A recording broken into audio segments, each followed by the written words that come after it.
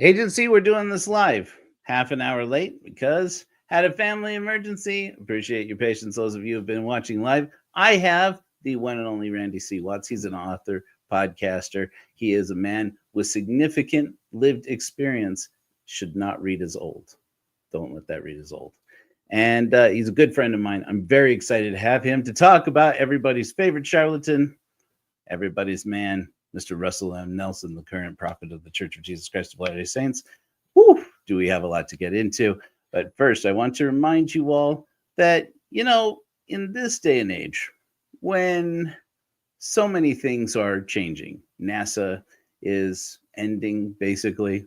We have, a police state that we're currently all living pretty much underneath. I'm feeling that more in the last hour than even usual, which was weird because it's usually feeling pretty heavy for me.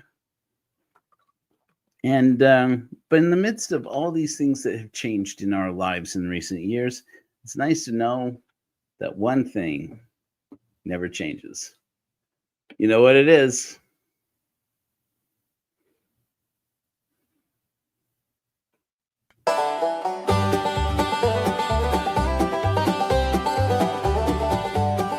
Big top goes up, preacher works the street. Come find Jesus at the meet and greet. Sell you heaven, then shake you from their feet. They'll raise the dead, they'll cure your gout. Pass the plate, take a pass on down, 'cause charlatans never change. So say it in that holy name. Fools burnt in holy flame. Oh, charlatans never change.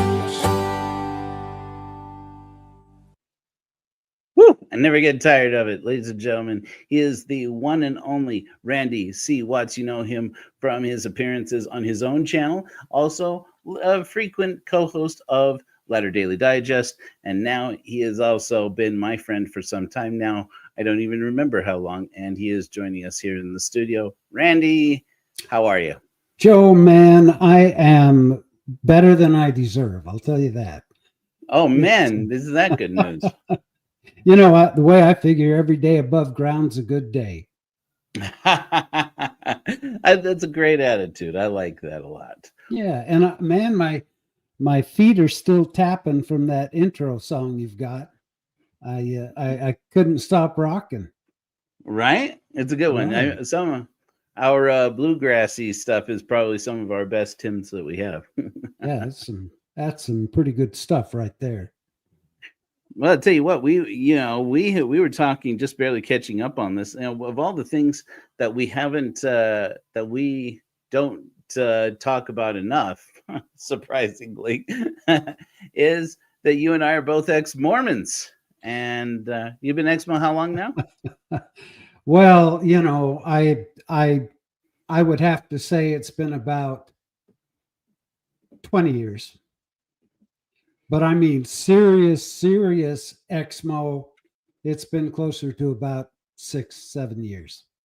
I went forever thinking that I was the only one thinking like I was thinking, like, oh man, I've got all these doubts. I'm not active in the church because I'm trying to make sense of all what seems like idiocy to me. But I felt like I was the only one until about 7 years ago, I started Googling and Googled ex-Mormons, and that's all she wrote. I dropped down a rabbit hole of Exmo podcasts, and I've been going strong ever since. Wow. So you were more or less riding that line of PMO for a while there, back to the 20 years ago, maybe back in the... Actually, I wasn't even in the P part. I wasn't physically in. I stopped going. I stopped going when I started doubting. And I just didn't have room for it. Seriously. It's like, I think back, I could kick myself in my own ass for not realizing sooner that I was growing up in a cult, for not realizing sooner that not only was I being told lies constantly, but in turn, I was turning around and lying to others, doing my diligent missionary work and trying to spread the gospel, spreading the same lies that, I've been listening to my whole life. Sure. I was born into the church in Mesa, Arizona, which, apparently that, Masons got to stick together. Right? That, that it's almost like Little Salt Lake. Everyone seems to be LDS there. And I was actually adopted.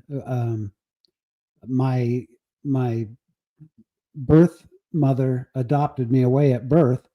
And so I came into this family and just figured that everybody was doing what I did, but being a Mormon. And I never had any other options. Well, not that I knew about anyway. Right. I tell you, I don't know how Mesa was when you were growing up, but like when I grew up in Mesa in the 80s and 90s, and I can tell you, it was a bubble. It was like a surprising. I mean, you don't realize how much of a Mormon bubble you live in. At least not with, when I was growing up, right? That's exactly how I describe it. It's like my TBM family are still in that bubble, and they can't get out because they won't, because they don't want to hear anything that is not validated by the prophet himself, which I understand we'll be talking about this evening. Right. Okay. Good call. Good call. It's, here at Charlatans Never Change, we've normally been calling out Christian preachers of every kind. We had our turn at the at Orthodox ministers. That got me into a fair bit of trouble. Then we took a turn at evangelicals, and I thought, what, I had a plan to go after some more evangelicals this time. And I said, what, before we get too far, let's go after probably one of my favorite examples of charlatanry, and that is the prophet of the Mormon Church. It's curious to me because, it's like growing up, like I said, growing up in Mesa, growing up in the Mormon suspender. You have those of you who don't know, there's the Bible Belt, there's the Mormon suspender, from Arizona all the way up to Idaho, all the way into Canada, really. There is this kind of corridor of, people, when somebody says, well, the brethren have said, or the prophet says, well, nobody stops to ask which brethren you're talking about. They know who you're talking about. And yeah. The famous brethren. Right.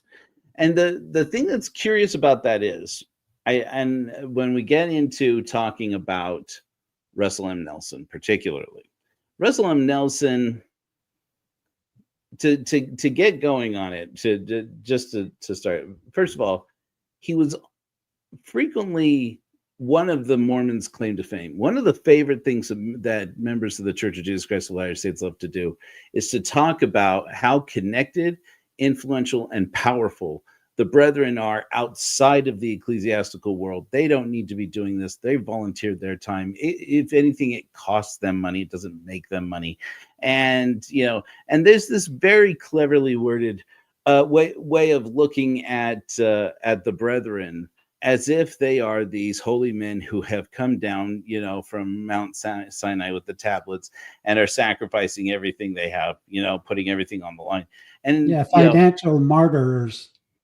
That's right. That's right. Yeah. I mean, and one of the good examples, one of everybody's favorite examples was, our apostle. We have this apostle who's a world-renowned cardiothoracic surgeon, and it's like, or cardiovascular surgeon, one of the other, probably both.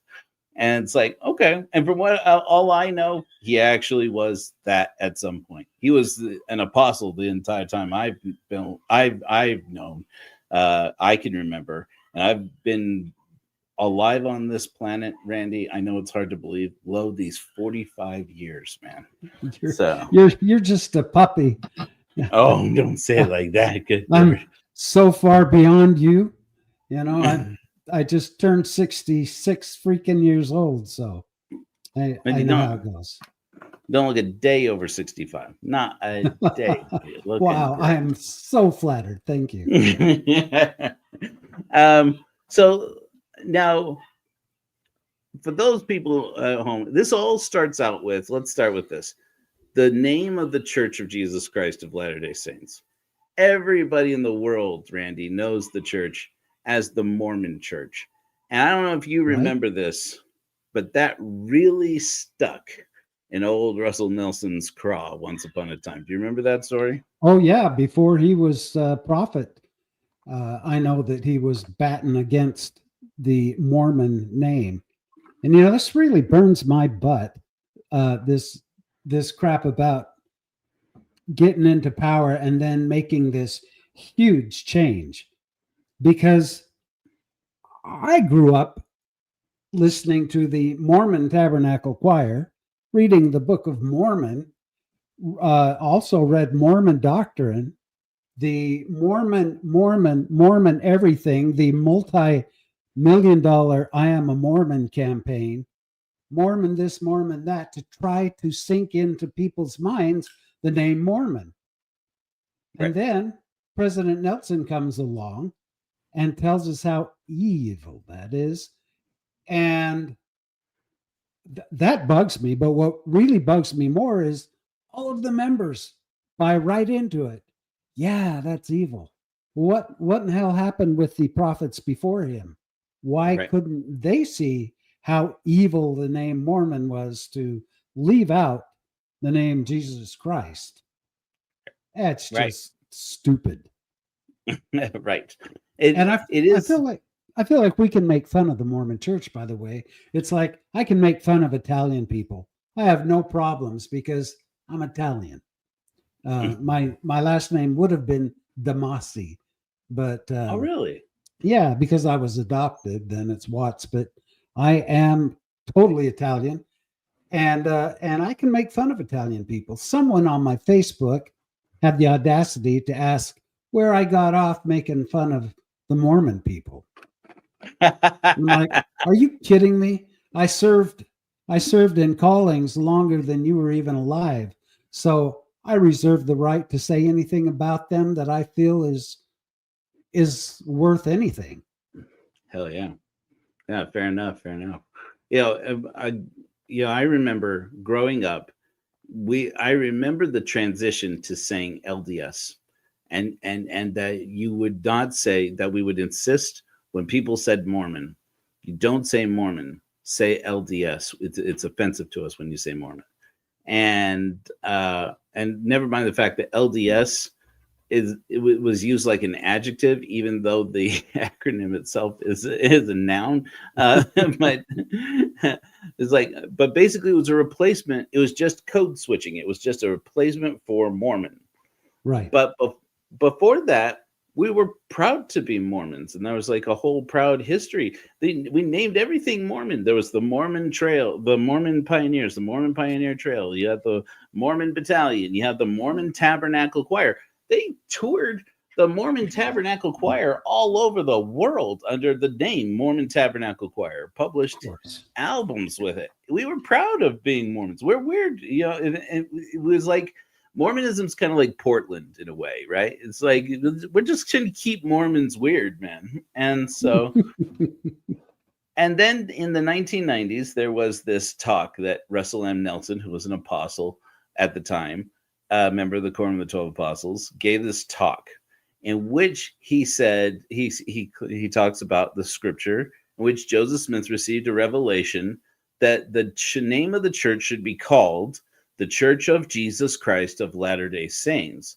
And he emphasizes, it doesn't say that's the name, that's the way the church should be named. It says that's the way the church should be called. So when you say Mormon or allow somebody to say Mormon, you are, or put up with that, you are not, you are not following the commandments effectively. And at that time, Gordon B. Hinckley, I want to say he was officially acting president or president of the Quorum of the 12, I think. And he was, he was in the first presidency. I think he was first counselor in the first presidency. Something like that. And yeah, he was in the first presidency in any event. And he just 6 months later, because Mormons have conference every 6 months, he's at the 6 months afterwards, he comes back in kind of one of a very unique kind of public reprimand without calling out Russell M. Nelson, saying that he did something wrong. But he comes forward with the fact that Mormon is who we are, and there's a history behind it. And he talks about more good. And this is an old article that Joseph Smith had published back in the day when Mormons first became known as Mormons, or more importantly, Mormons were called Mormonites. That was the thing. And it was named after the Book of Mormon. Everybody was an ite at that time. Even the Book of Mormon talks about a prophecy about, or talks about in ancient, non-existent Nephite American society, there were no more ites. And it's like, okay, because at that time, to put ite at the end of something, at some leader's name, was a way you called out, and people made fun of people. And so people who didn't like calling Joseph Smith's followers Josephites would say Mormonites because they were the followers of Joseph Smith's Go Bible. And Joseph Smith defended himself saying, well, they don't know that in Egyptian, because of course he reads Reformed Egyptian, obviously. Yeah. He did translate a whole book off of gold plates into Egyptian by the gift and power of God, but that doesn't mean he didn't catch a little Egyptian along the way. That man means good in Egyptian. And so when one is referred to as Mormon, they are more good.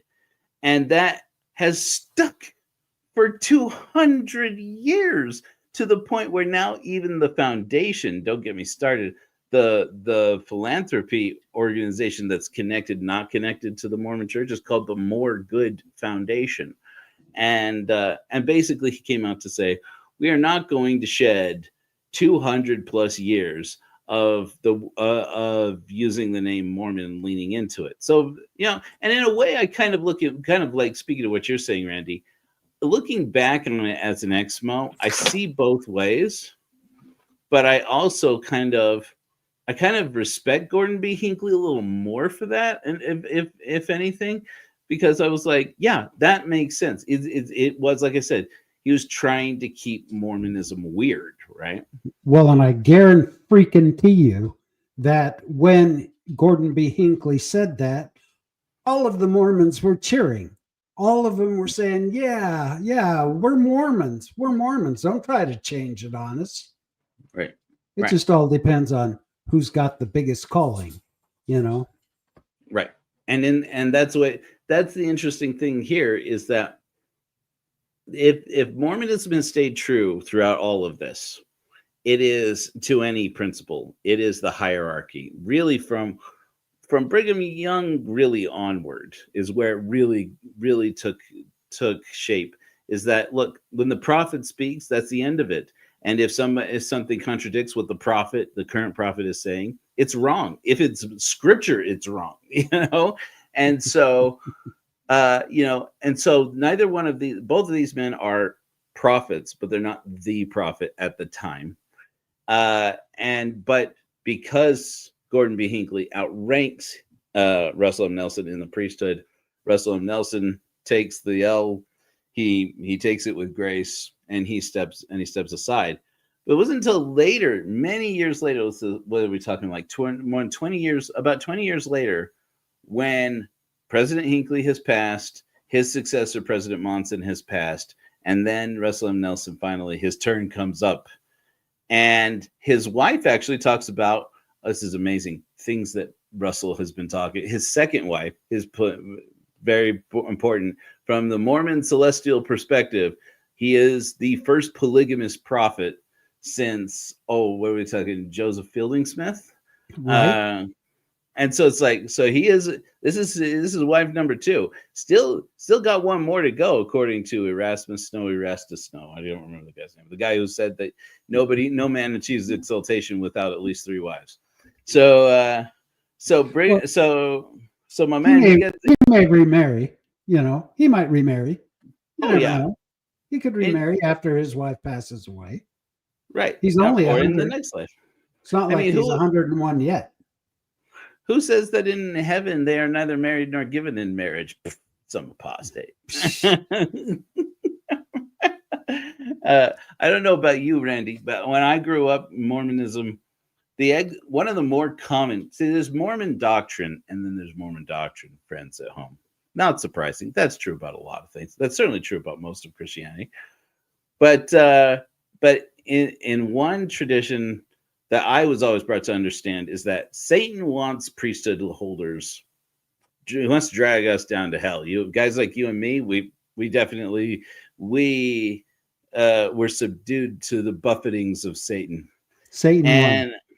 That's right. We're the ones that the Dark Lord got. You know what? And we have more fun, and the refreshments are better. And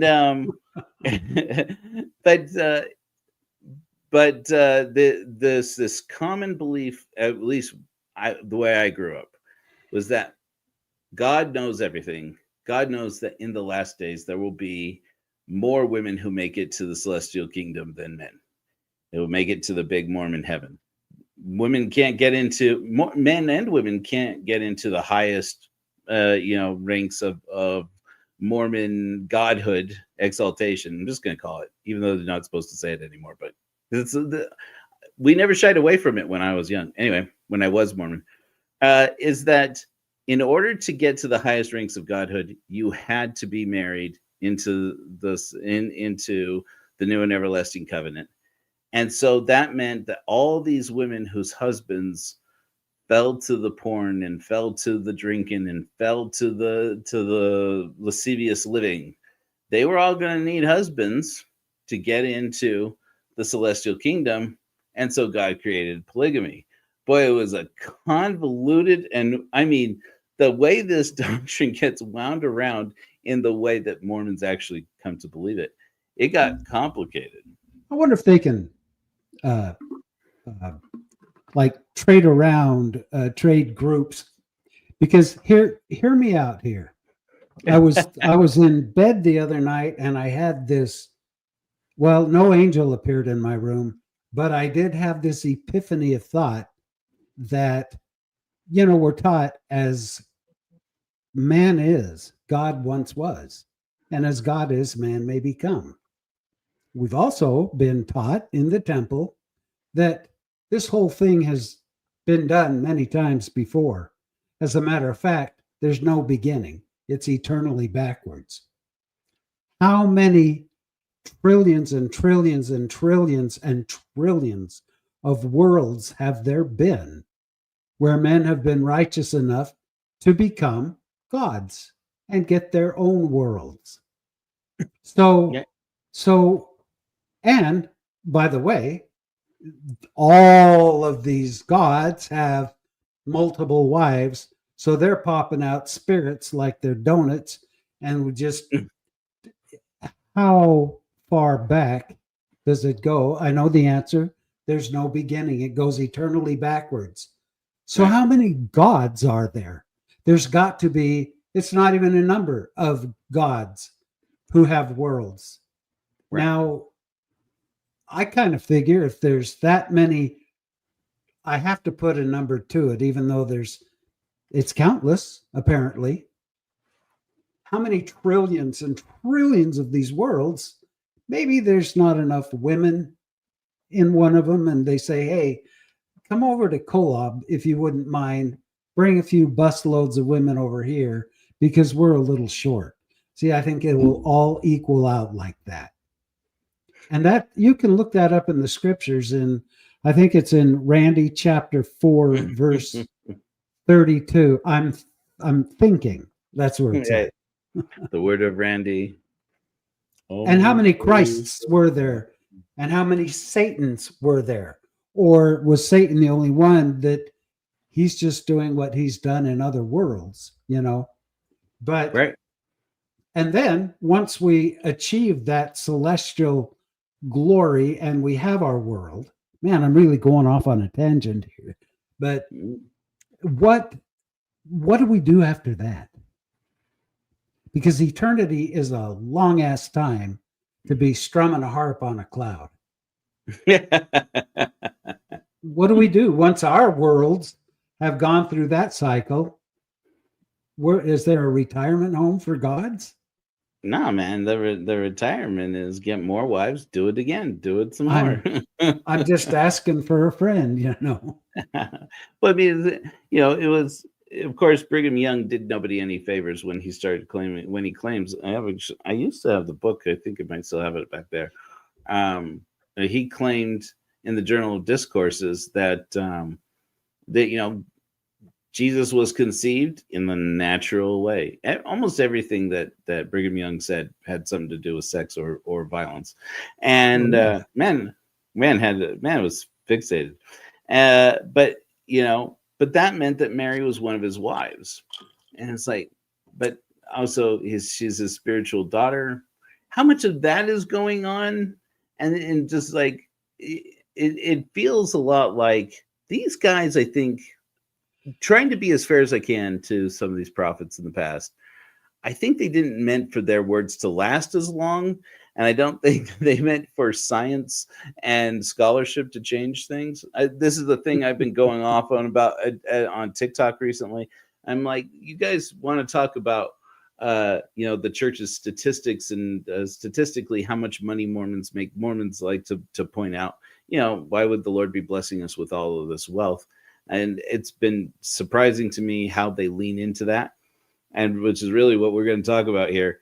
But I'm like, you know, the doctrine that you still got, every time I hear them talk about the doctrine that remains true, they're quoting Moses or they're quoting, you know, one of these books, one of these ancient books.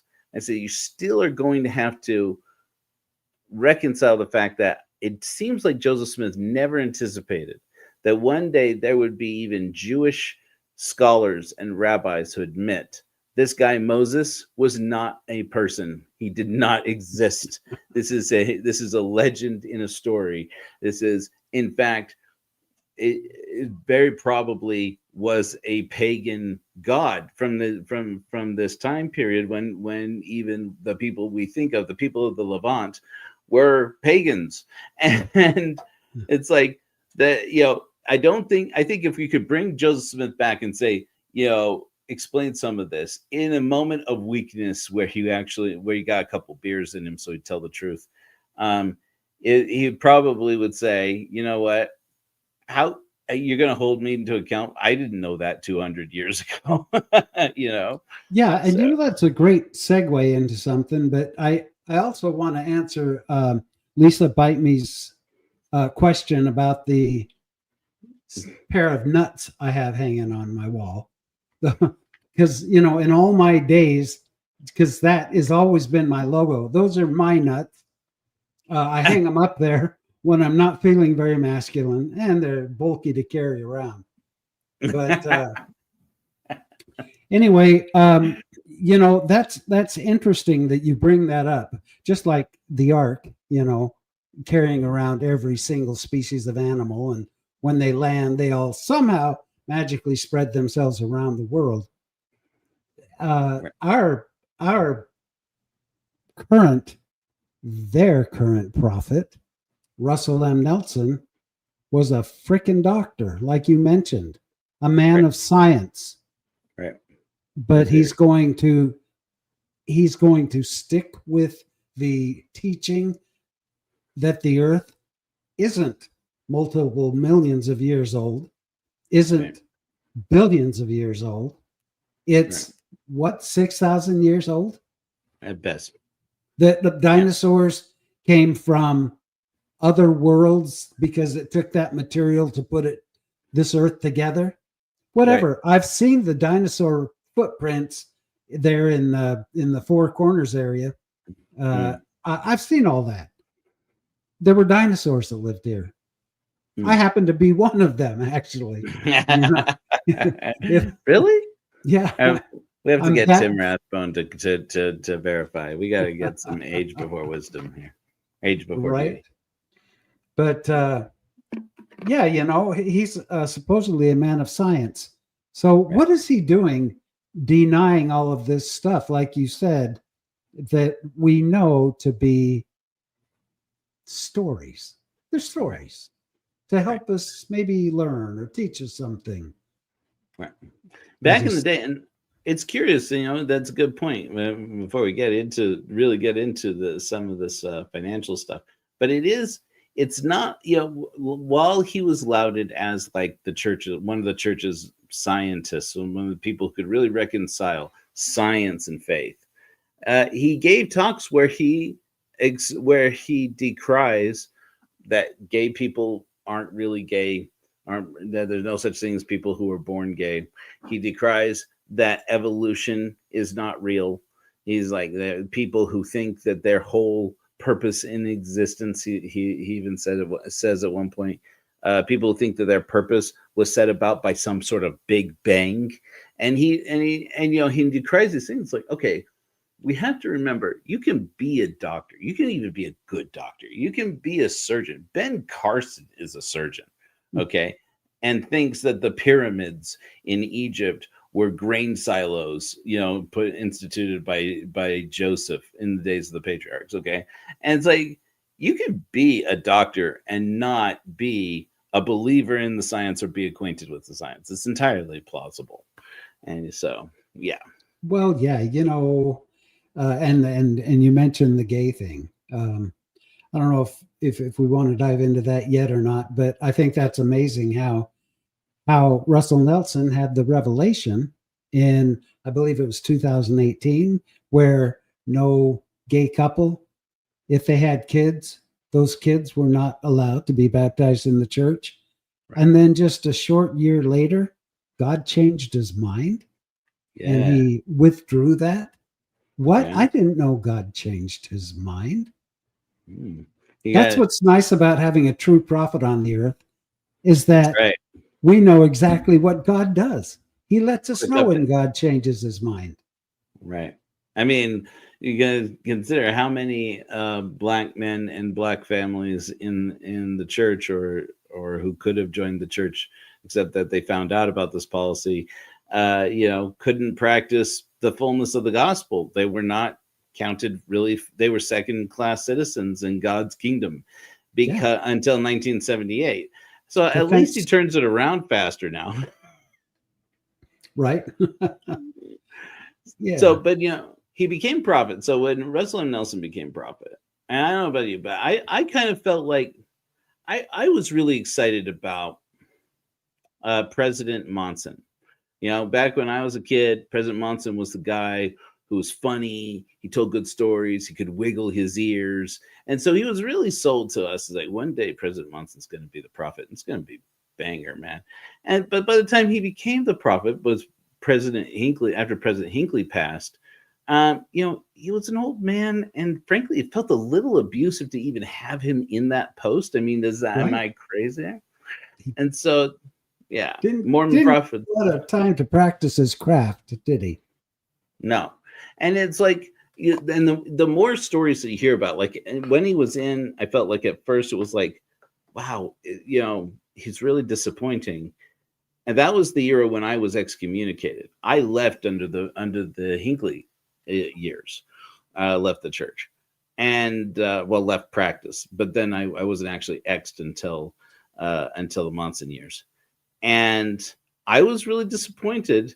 And then the more that I really came to be more accepting of Monson's behavior and performance, once those stories started to leak out of Salt Lake about how taxing and how embarrassing and disheartening it was, as this man did what sometimes happens to men who are in their 70s, 80s, 90s, he started to decline. And yet he's in this position, right? He's in this position where he has to perform a task that Joseph Smith performed until he passed on at all of 38 years of age. Right. I mean, it's easy for us to forget sometimes that the standards of a prophet living until he dies, were set when prophets were young men. and then quickly turned into, it was a church led by old men, as as they pointed out to President Hinckley in that infamous, was it the 60 Minutes interview? Anyways, so President Nelson becomes the prophet. And one of the things that changes not long after is that he comes out, is that he revisits this Mormon thing. Don't say Mormon. And calls being, makes the claim, first of all, say the name of the church. Yes, the full name. And if that's too long, tell people that you are a Christian, and that you are a Christian who is a member of the Church of Jesus Christ of Latter-day Saints. And finally, this thing comes to full fruition.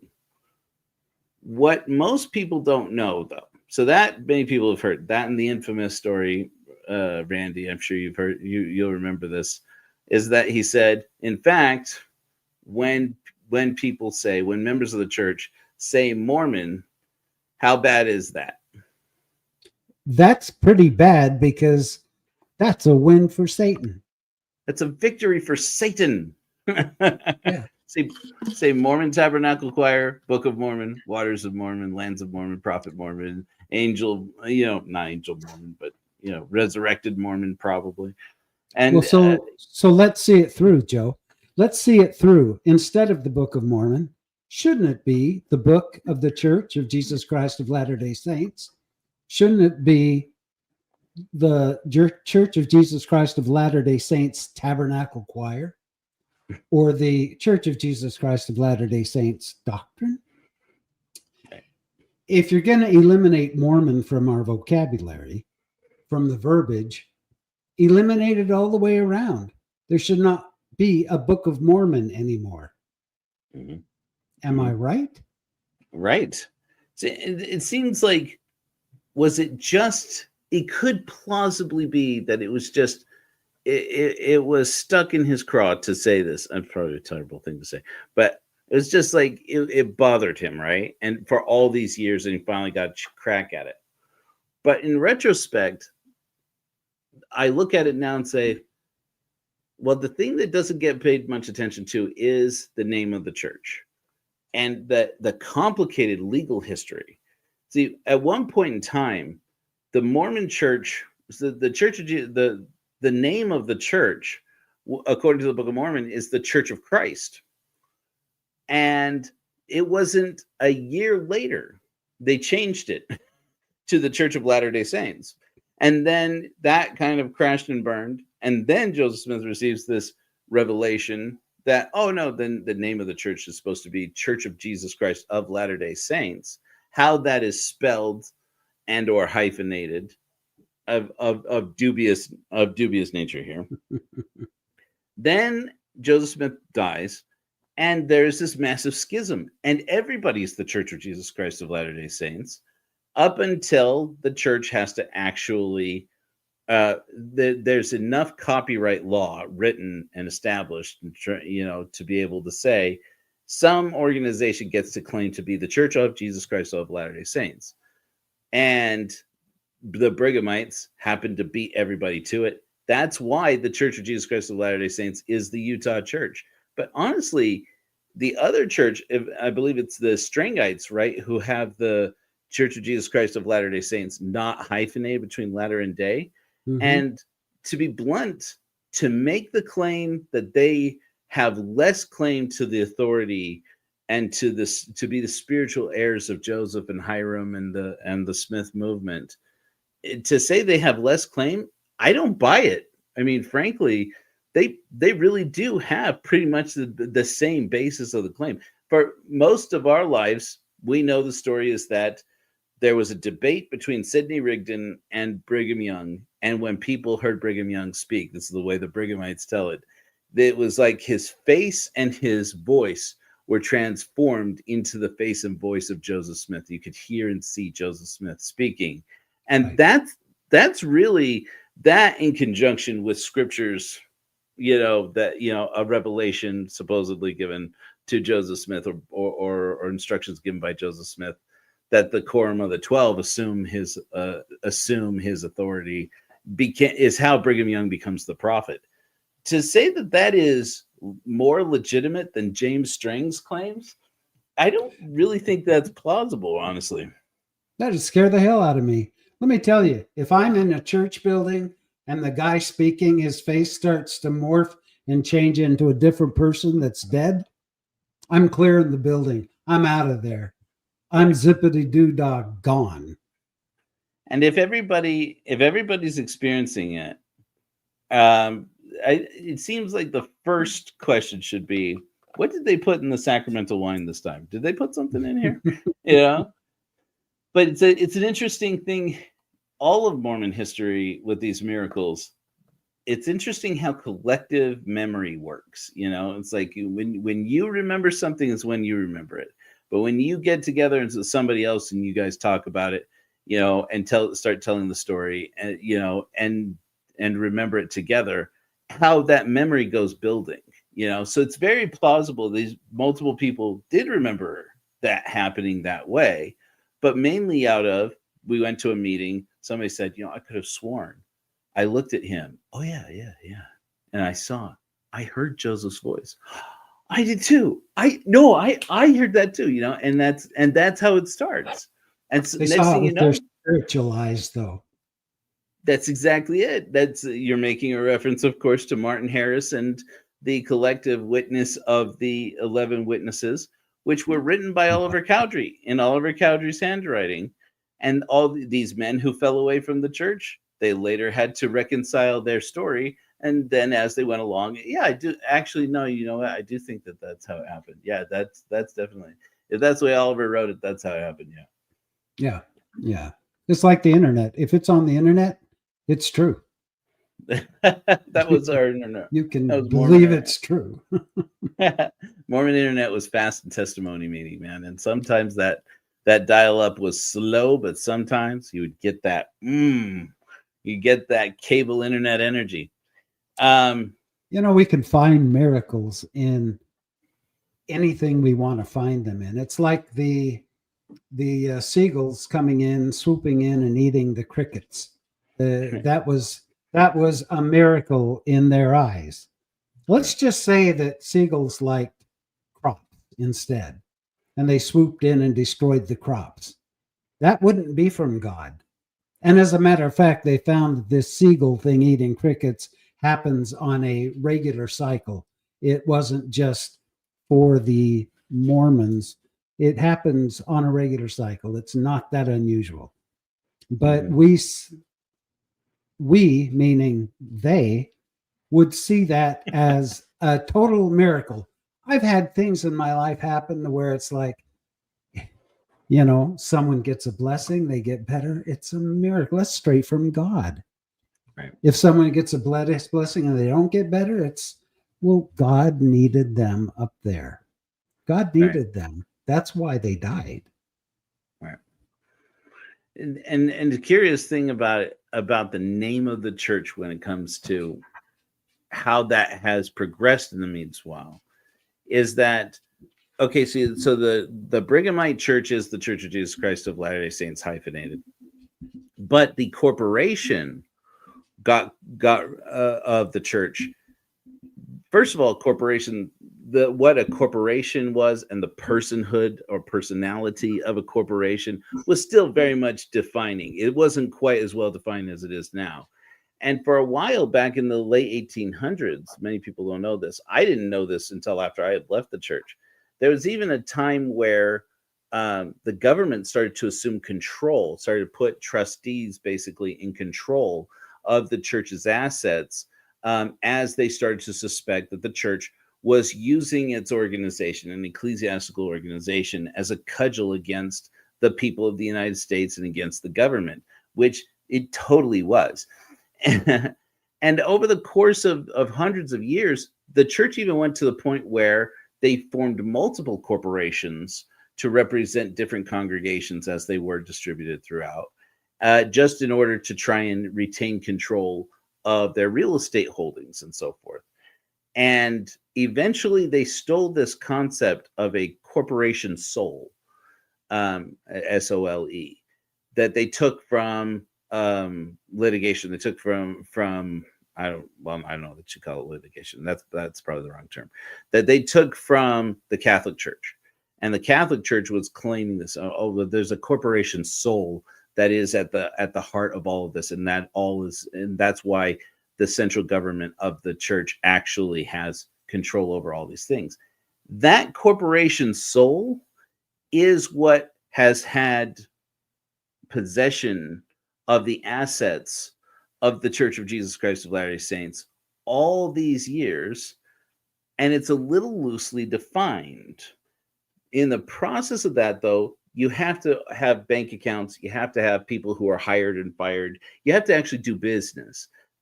So 2 corporations came out of that time period. One was called the Corporation of the President of the Church of Jesus Christ of Latter-day Saints. One was called the Corporation of the Presiding Bishop of the Church of Jesus Christ of Latter-day Saints. I believe those are the actual names, but they just became known as the Corporation of the President and the Corporation of the Presiding Bishop. And the Corporation of the President, all of its assets and all of its ownership related to the ecclesiastical work, and the Corporation of the Presiding Bishop was all of the church's taxable holdings, all of the church's mainstream businesses. These 2 corporations, they got to be big. This one, the president, this is basically collecting all the tithing money, and this other one, the Corporation of the Presiding Bishop, arguably becomes one of the most powerful corporations of the world.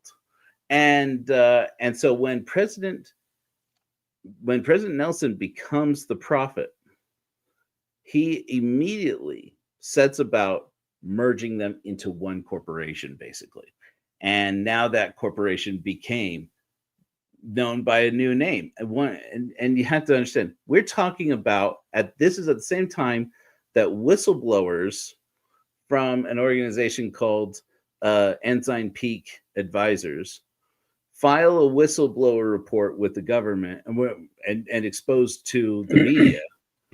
The Mormon Church this entire time has been funneling money, which they had claimed had no tithing dollars in it. Turns out that's not true. They claim is all above board, in terms of taxes. That's not above true. They claim it has been disclosed to the members. It turns out that's not true. And it's like, and turns out they have easily over $100 billion worth in assets that basically have been hidden from the membership of the church. 100 billion, 265 billion. Who's counting? Right. And so basically, when you merge the assets of the presiding bishop and the president into one organization, we actually don't know how much it is. It is plausibly as much as $250 million, or I'm sorry, $1 trillion. It still blows my mind even to talk about it, right? And we don't. And the fact of the matter is, because it's a church, nobody knows. They're not really publicly accountable for it until you bring in individual parties who could claim they have defrauded me, or they've defrauded the state. And yet, Joe, the prophets and the apostles have counseled us and have commanded us that if a widow or a single mother with 6 kids trying to feed them can either pay her tithing or feed her children, what do they tell us to do? Pay their tithing. Because the church needs their money. And guess what? We have kids in this nation who don't know where dinner's coming from. We have kids who can't wear nice shoes to school because they can't afford nice shoes, if any shoes. We have people that are starving in this nation, and this church has $250 billion set aside for what? For when Christ comes again. Why do you think we build so many of these enormous $50 million temples with no one to fill them. If I'm not mistaken, Joe, from the sources that I've heard, it's because we have to spend that money or we pay taxes on it instead.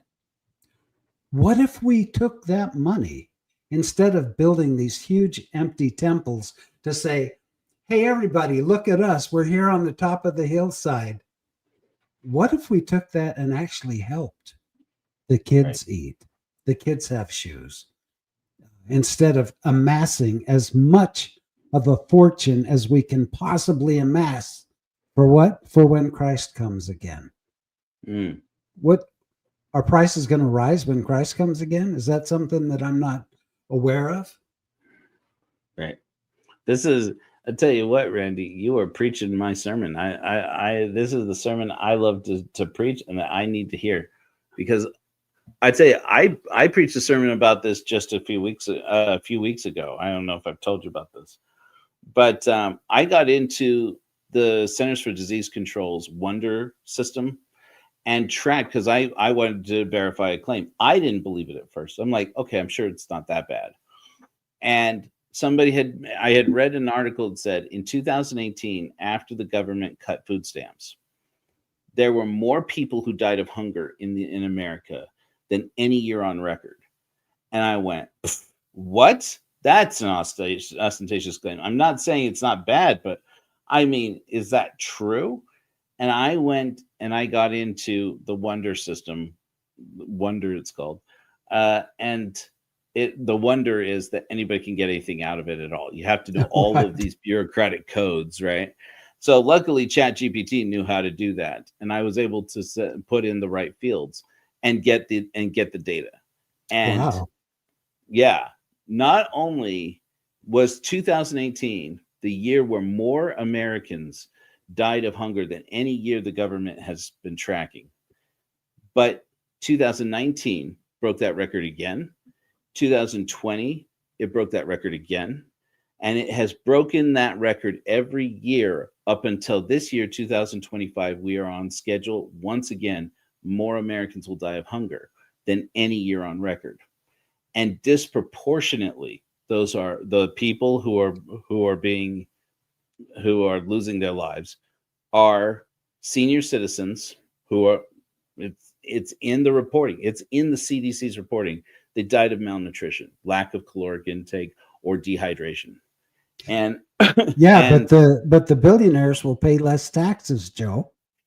That isn't that what it's all about? Isn't that what we, the people, created all of this for to begin with? Back when you and Tim Rathbone were there to sign the Constitution back in 1787. So yeah, and by the way, MB makes a good point. Who's this we, Randy?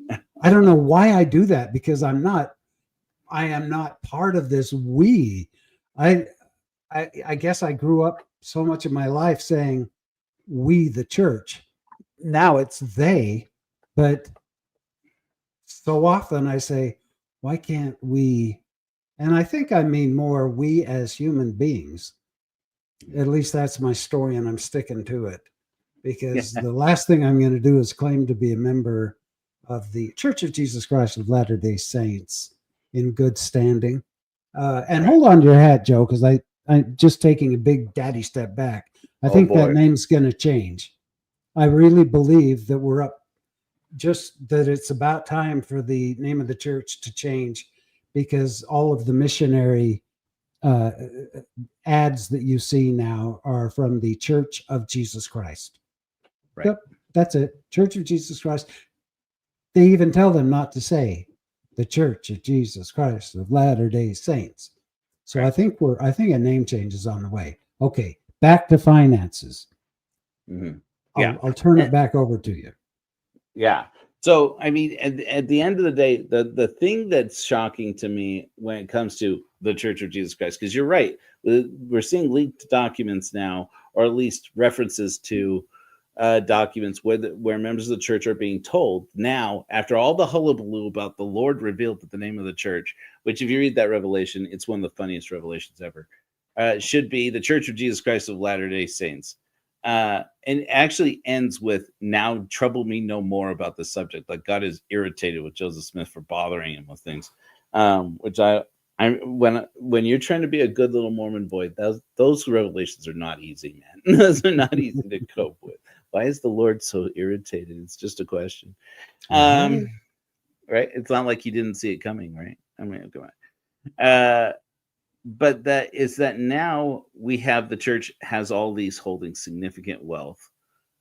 Somehow it does seem like they are planning to actually retrograde change the church, not all the way back to the Church of Christ, but to Church of Jesus Christ, which, by the way, there's already a church called that. Don't know if anybody knows. Well, we've got Curtin McConkie. Who cares? We can bully right. anyone out of their name. Curtin McConkie is with us. Who can be against us? Right?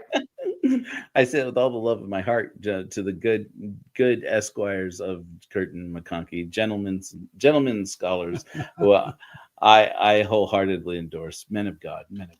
Right.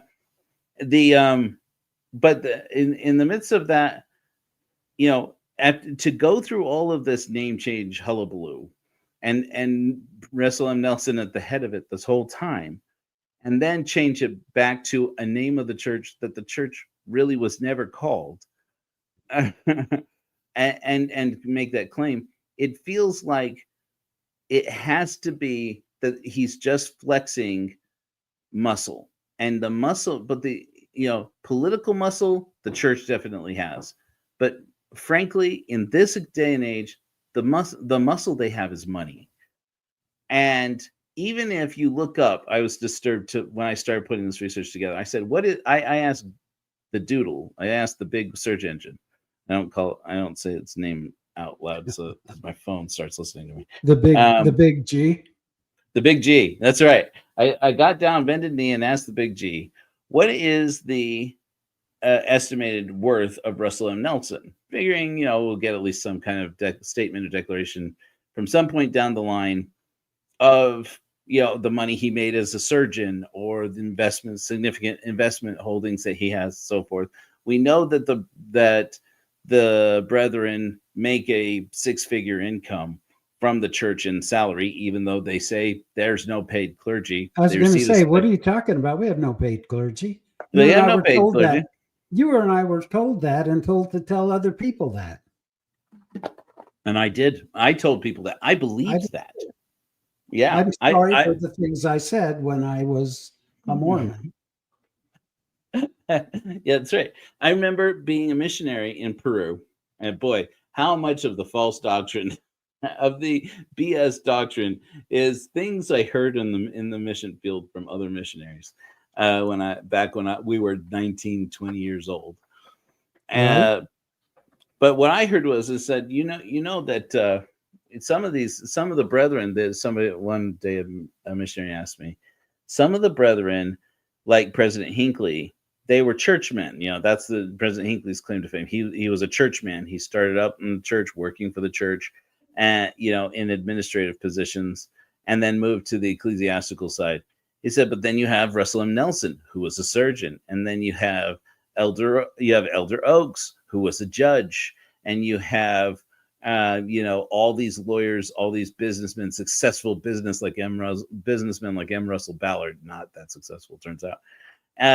And somebody told me they live the law of consecration, like they live the United Order the way that it is, because they're living the higher law. And I was like, are you kidding me? You're telling me that we still have Mormons practicing communism? No, it's not communism. It's totally different. But then get them to explain why it's different. But yeah, it's just weird. I mean, so suffice it to say, these brethren are capitalists. Their salary is called a stipend, which I don't have a problem with, because we have even that in the Church of Korihor. We even have that written into our bylaws that you could get paid a stipend. It makes sense to me. But then the issue that doesn't get addressed there is, how much money do they make from royalties on books, how much money, which is significant, it has to be. But again, they're not required to disclose that. We know that a letter was published a while ago that explained that was leaked to the media about giving instructions for reimbursements, that they can be reimbursed. Even mission presidents can be reimbursed for one flight for each of their children to come out and see them. They, Christmas presents and birthday presents, if they are modest presents, whoever's defining what that is. If you go out and, you could have that compensated or to have that reimbursed by the church. And their then education, BYU. That's right. $3.99. That's right. $3.99. That's right. Yeah. And so all of the perks, it really does lead one to look at it and say, I asked the big G in the big cloud, in the internet cloud, how much is this man worth? And you don't mean the big God in the sky, right? Right. Well, okay. the God in the machine. And it said, there are all these online claims about Russell M. Nelson being worth $1 trillion. It actually says that in the search results, in the AI-driven search results. And I'm like, interesting.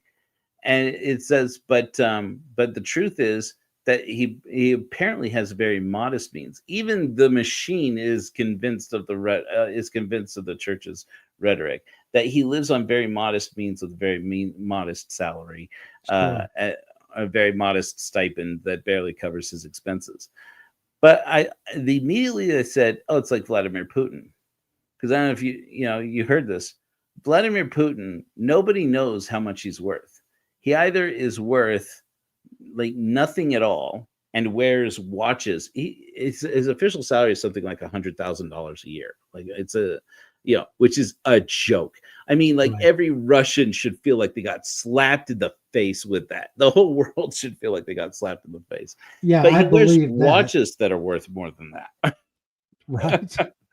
Seriously, he wears watches. People have pointed out, it's like that watch is worth more than a year of his salary.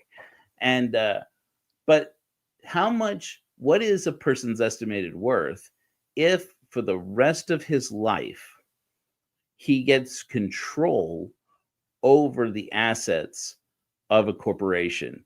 And if that corporation is tax exempt and can receive tax deductible donations, and that corporation can amass any amount of money, because people who think that as a nonprofit organization, the church can't accumulate any money, it has to go out and spend it. That's not how that works under the tax code. I mean, basically, they can amass any amount of money they want, and so the whole question becomes, how, when it comes to Putin, how much of Russia's energy companies does he actually own? And because he's not required to disclose that, we don't know. So he could plausibly be the wealthiest man in the world. But frankly, wouldn't surprise the me. same. But yeah, right. Yeah, I mean that's long been held. People say, well, he is the richest man in the world. Maybe. Way richer than Elon Musk, way richer than Jeff Bezos. But by that same token, I've never heard anybody describe Russia's energy sector, as the Mormon Church has been described recently, as currently being on an escape trajectory. That's the way it was. I believe it was a Salt Lake Tribune article. Meaning what? Meaning they basically have amassed so much wealth that's generating on such a recurring basis, that's generating so much more money, that it almost breaks the comprehension of money. That's like the way that even Apple's being described now. It's like basically they have so much money that to say they don't have that much money means nothing. Like to say they have to live within their means are literally the world. The whole economy can't sustain the amount of their wealth. When I was growing up, the most wealthy organization I was told and taught in the world was the Catholic Church. And just to give you a perspective, the Catholic Church, they estimate, has between 15 and 18 billion dollars. Really? Yeah. And the That's church, not we, but they have, you know, what we figure is about $265 billion. You compare that. But, you know, the Catholic Church does a lot more, what's the word I'm looking for? Well, I was going to say charitable type activities and things to help those in need. We, however, we're saving it up for when Jesus gets here. So that'll be nice to show him our wallets, how thick their wallets, how thick they are. It's, you know, you never saw before the Russell M. It's a really good point, Randy. Yeah, I've been recently thinking about this. You never saw the number of Mormon wealthy persons complaining or filing lawsuits before against the church, saying, you convinced me on the claims of the church and its prophetic claims and its miraculous basis to give money. And it's not just that they gave money in tithing to the church, but, you know, there's like the More Good Foundation and these organizations surrounding the church. And it's like, I did this because I was directed to do so by spiritual directors, spiritual men, wise prophetic leaders who it turns out were lying, and they feel defrauded. I don't recall anybody saying that, you know, any mention of that from any prominent people in history before the Russell M. Nelson years. Maybe I just don't remember it, and it was there. And whatever happened, by the way, I remember when I was a kid, I used to learn in primary and in Sunday school that it's more difficult for a wealthy man to get into heaven than it is for a camel to pass through the eye of a needle. Wait, where did that ever go? That was some apostate hippie who got by the censors. We don't know where that guy. We ran his ass out. The royal we. Yeah, that's the we thing. But see, here's the trick. The church, I get their shtick. I understand how they do it. They make people fear that if they don't conform to all the doctrine and commandments of the church that they hear on this day in this temple, they will not be able to be with their families forever. They don't pay their 10%. Guess what? You're going to be a TK smoothie somewhere in the celestial kingdom. We are not able to be with our families because we don't have temple recommends, because we don't pay our tithing to the church anymore. It's all a fear-based thing. And guess what? There are doctors and lawyers and all these people who have really big brains that are shelling out their money thinking that the more they shell out, the more chance they have of being with their family forever. My dad was a pretty wealthy man, and I would be wealthy right now, except his money went to the church. He felt like he needed to give and give and give and donate and donate and donate, and left his money to the church. And guess what? The general authorities were knocking at his door every month with their hand out saying, Brother Watts, we sure could use some money for our Indian placement program, or we need money we're building a new recreation center on the reservation. And my dad, you know, instead of, he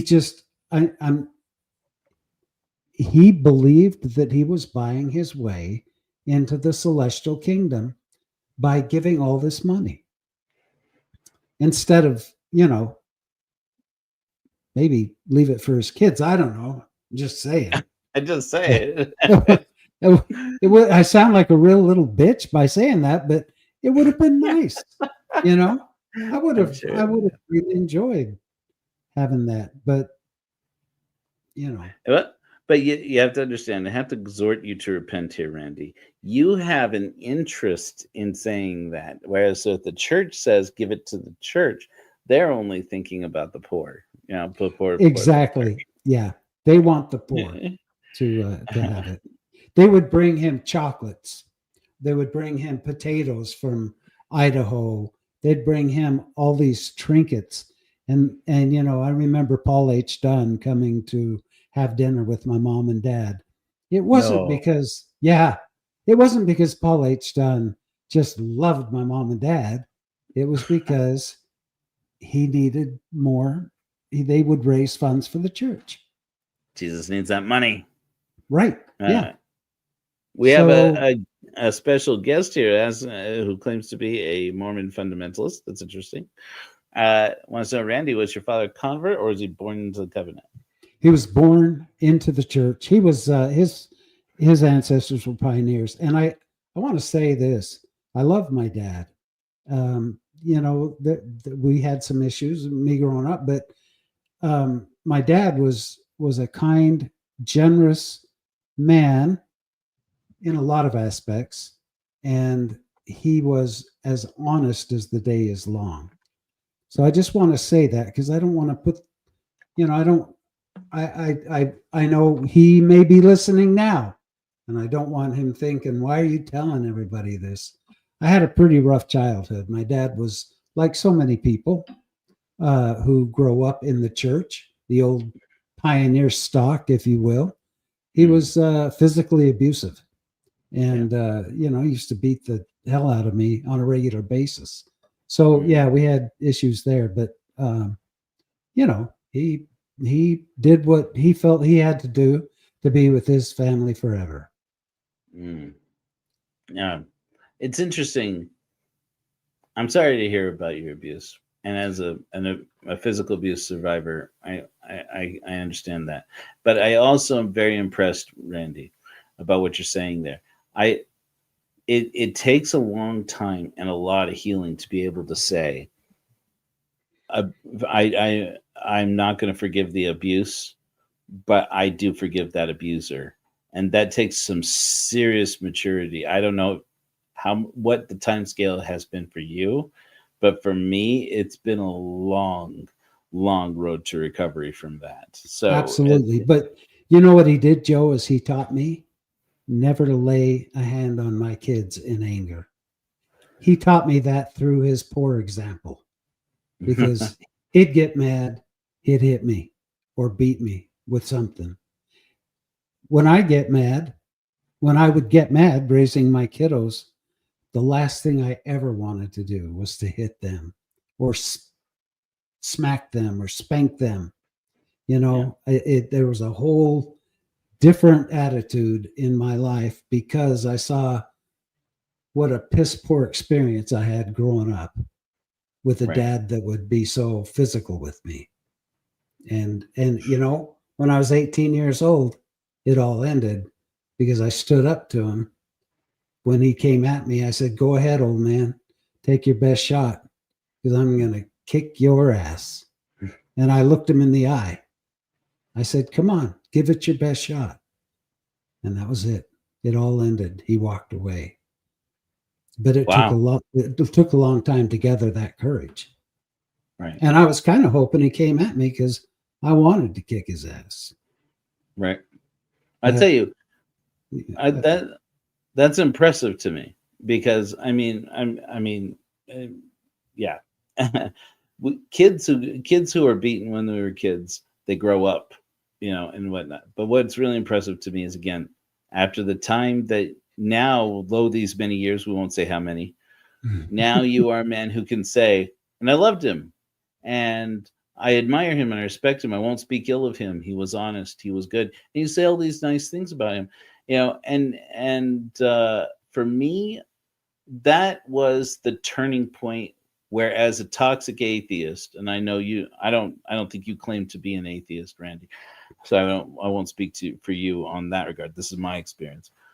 I went from toxic atheist to a spiritual atheist and the spiritual leader of the Church of Korihor, largely because I realized one day that I was carrying my abuser's guilt alone, and because they don't remember it.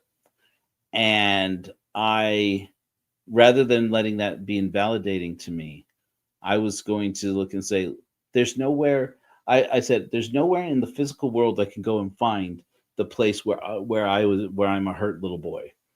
There's nowhere in the world I can go and find it. You know, all of that is in here. That means that all that history and all that pain, because that little boy is inside of here going, no, this happened to me. You're not going to invalidate it. You're not going to steal it from me. I got it. It's mine. I'm going to carry this. It's going to be my cudgel. It's going to be my cudgel against the state. It's going to be my cudgel against the police. It's going to be my cudgel against conservatism and the Republican Party. It's going to be my cudgel against the church. It's going to be my cudgel against, family. And I'm like sitting here, I'm like, and all that it would take is to go and say to that inner little boy and say, hey, no one's saying it didn't happen, for you to just stop living it over and over and over again and just take it out of his hand. And I'm like, how do I do that? For me, psilocybin was absolutely essential to it, but I'm not saying that's true for everybody. But I realized almost too late in life that it came down to knowing that I needed to have spiritual experiences. I needed to have a change. I needed to rediscover spirituality outside of the ecclesiastical abuse of the church. And it's never too late, Joe. And I'm so sorry you went through that too. But it's never too late. You are finding your mojo right now. You're in the prime of your spiritual life. And it's funny, I don't claim to be an atheist, but I don't know God anymore. I sure as hell don't believe in the Mormon God. I just believe in a power. I don't know if it's the universe. I don't know if it's an energy. I don't know. There's something. Because I've seen evidence of it, but it isn't what I learned growing up. So you know what I'm saying? I do. Well, I mean, I hear where you're coming from on it. I don't believe in that, but the thing that I do believe in that makes what you just said resonate with me. I gave a sermon a few weeks ago about a man whose writings, Dr. Russell M, whose writings really changed my heart recently in my spiritual awakening. I saw him do an interview. I wish I could find it now, where he said, so he was asked, what do you think about atheists? Nothing in his writings really spoke about atheism, to be frank with you. And maybe that's part of why I like it. He was an existential psychotherapist, the father of existential psychotherapy. And he said, the atheists are fine. I'm paraphrasing him because, again, I can't find it. But he said the atheists are fine. But I worry that they are closed off to the experience of wonder. And that came to me at a moment, the voice that I needed in my life right now. At that point, this is about 5 years ago. It was the voice I needed to hear. It was the words I needed, and it came to me at that moment. I'm not saying there's some purpose, but I needed it, and it worked. And I went, I am not closed off to the experience of wonder. We atheists are magnificent people. We believe in being good without God. We believe in the wonder of science. What do you mean closed off to wonder? And I'm like, you know what? I'm being a shitty atheist right now, because I should be using critical thinking to say, okay, does he have a point? Am I missing something? Is it something that I need? And that's what set me, that's part of what set me off on this journey. And I came to discover, oh crap, if I lived up to my principles about critical thinking, I would rediscover that the spiritual needs that I had, I could not see, because my atheism, so much of it was born in the hurt of the church and this hierarchical, patriarchal, homophobic misogynistic church, and I was never going to heal until I rediscovered the ability to experience wonder. And so people laugh at me when I say I started a spiritual community for atheists. It's a big joke to people. I'm calling it the Church of Korihor, and I tell people who Korihor was, and it's a big joke to a lot of people. And I tell people all the time, fine, laugh at it. That's fine with me. The more people who are laughing at it is the less who are looking into what we're doing and realizing we're expecting a spiritual change in tons of people. It's happening all the time. More and more people are getting connected with it. And while I was here, I wanted to make sure that I didn't step on any opportunity for you to say something if you wanted to. But I just want to say that I think atheism is a form of spirituality. What do you I mean? really do.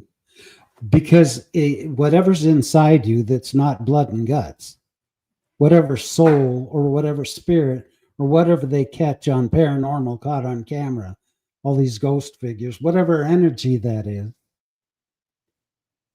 you possess it. You can fog a mirror and you can raise a thermometer. And I think that, well, I heard a teacher say one time, not to decide is to decide.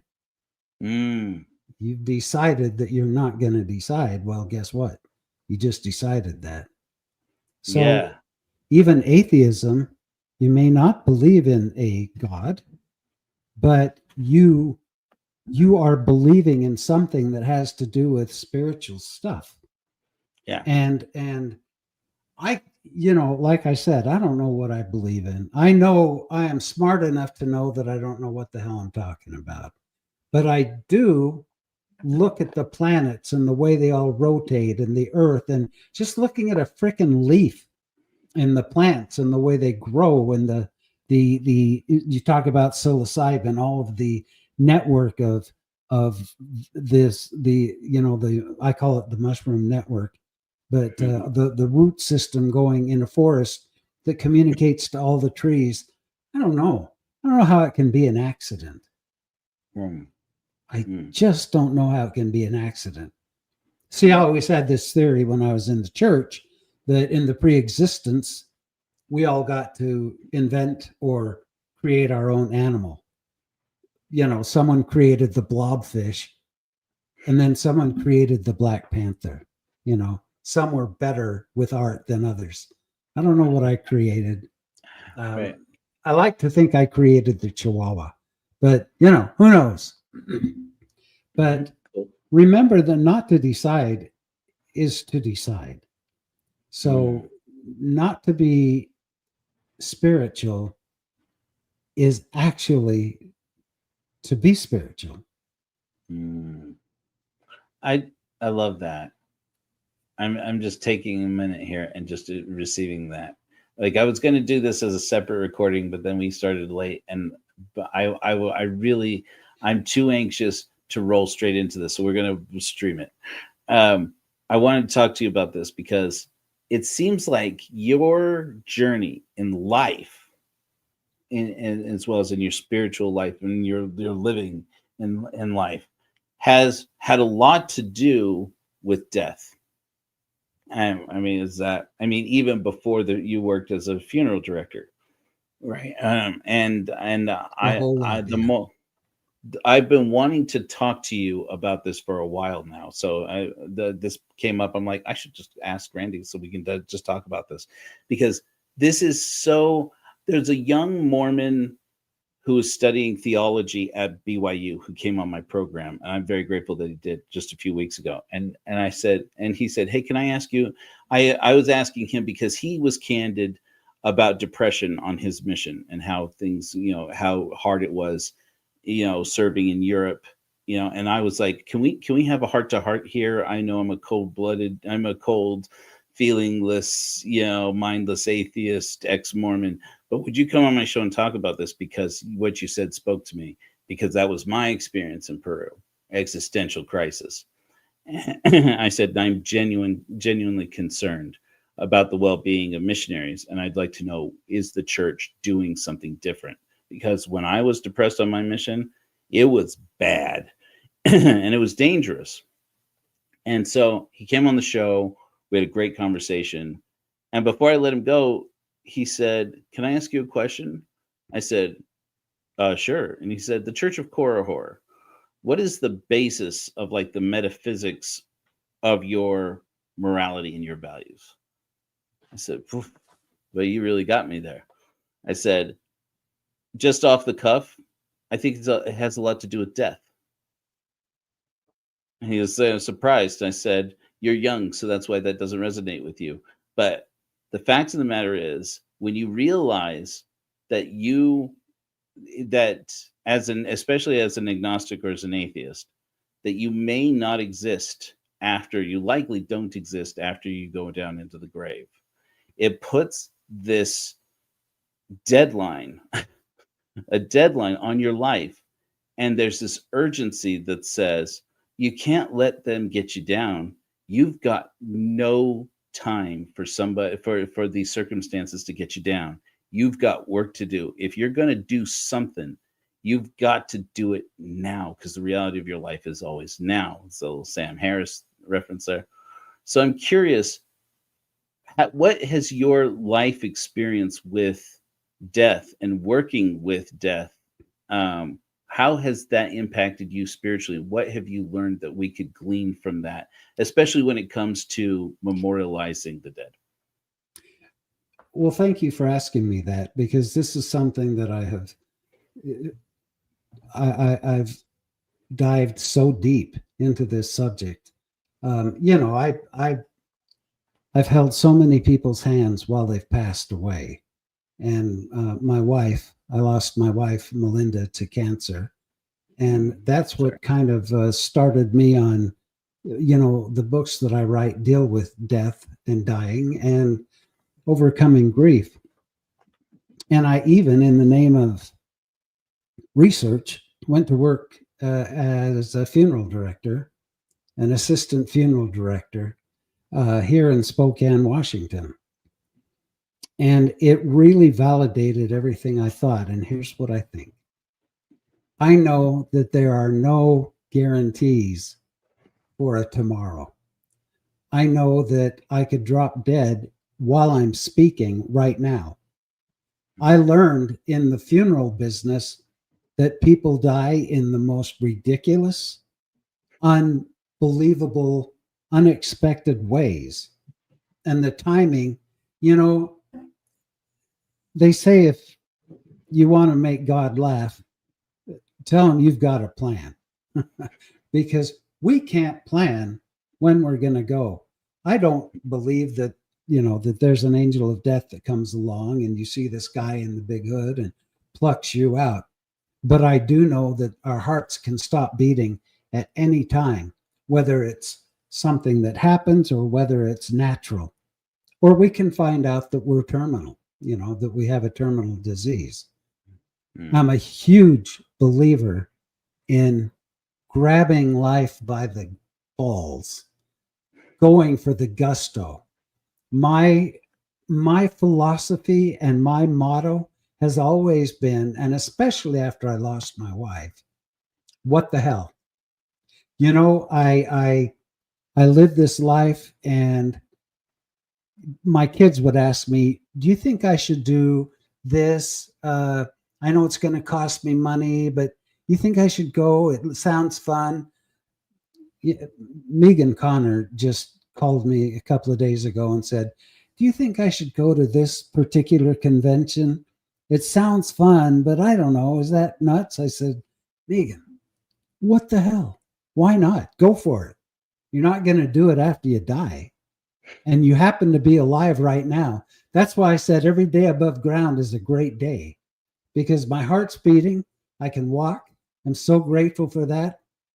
I believe in living life to its fullest and encouraging everybody I know to do the same thing, whether it's starting your church, whether it's finally going to that place you've always wanted to do Get your bucket list taken care of. If that's whatever blows your skirt up, that's what you need to be doing. And I also believe I've watched the engine die in so many bodies. I don't know why I was blessed or cursed to have, if you've ever seen me in interviews, I interviewed on Megan's show, on Jean's show, on Trisha's show, Crime Sleuths. I've done several shows about how from the time I was 4 years old, I could see or hear or feel spirits when I was a little kid. And I won't go into all this, but when I was a little kid, I wanted to know who all these people in my room were, why I could hear all these voices. No one can convince me that there's not something after this life. Maybe we're not spirits. I don't believe we go up and play the harp on a cloud. I don't believe that we get our own worlds. I don't know what it is. I don't know if we come back. But this energy, when one of the hardest things about my wife passing away, one of the most difficult things for me was to walk into the viewing room and see her lying in that casket. From the time I entered the door, and I had my son, Randy Tyler. He's a big, muscular Navy SEAL, and he wore his Navy dress blues, and he held my arm and walked in there with me. And I saw Melinda lying in the casket. And I reached down instinctively and took her hand. And that's when I knew that she was gone.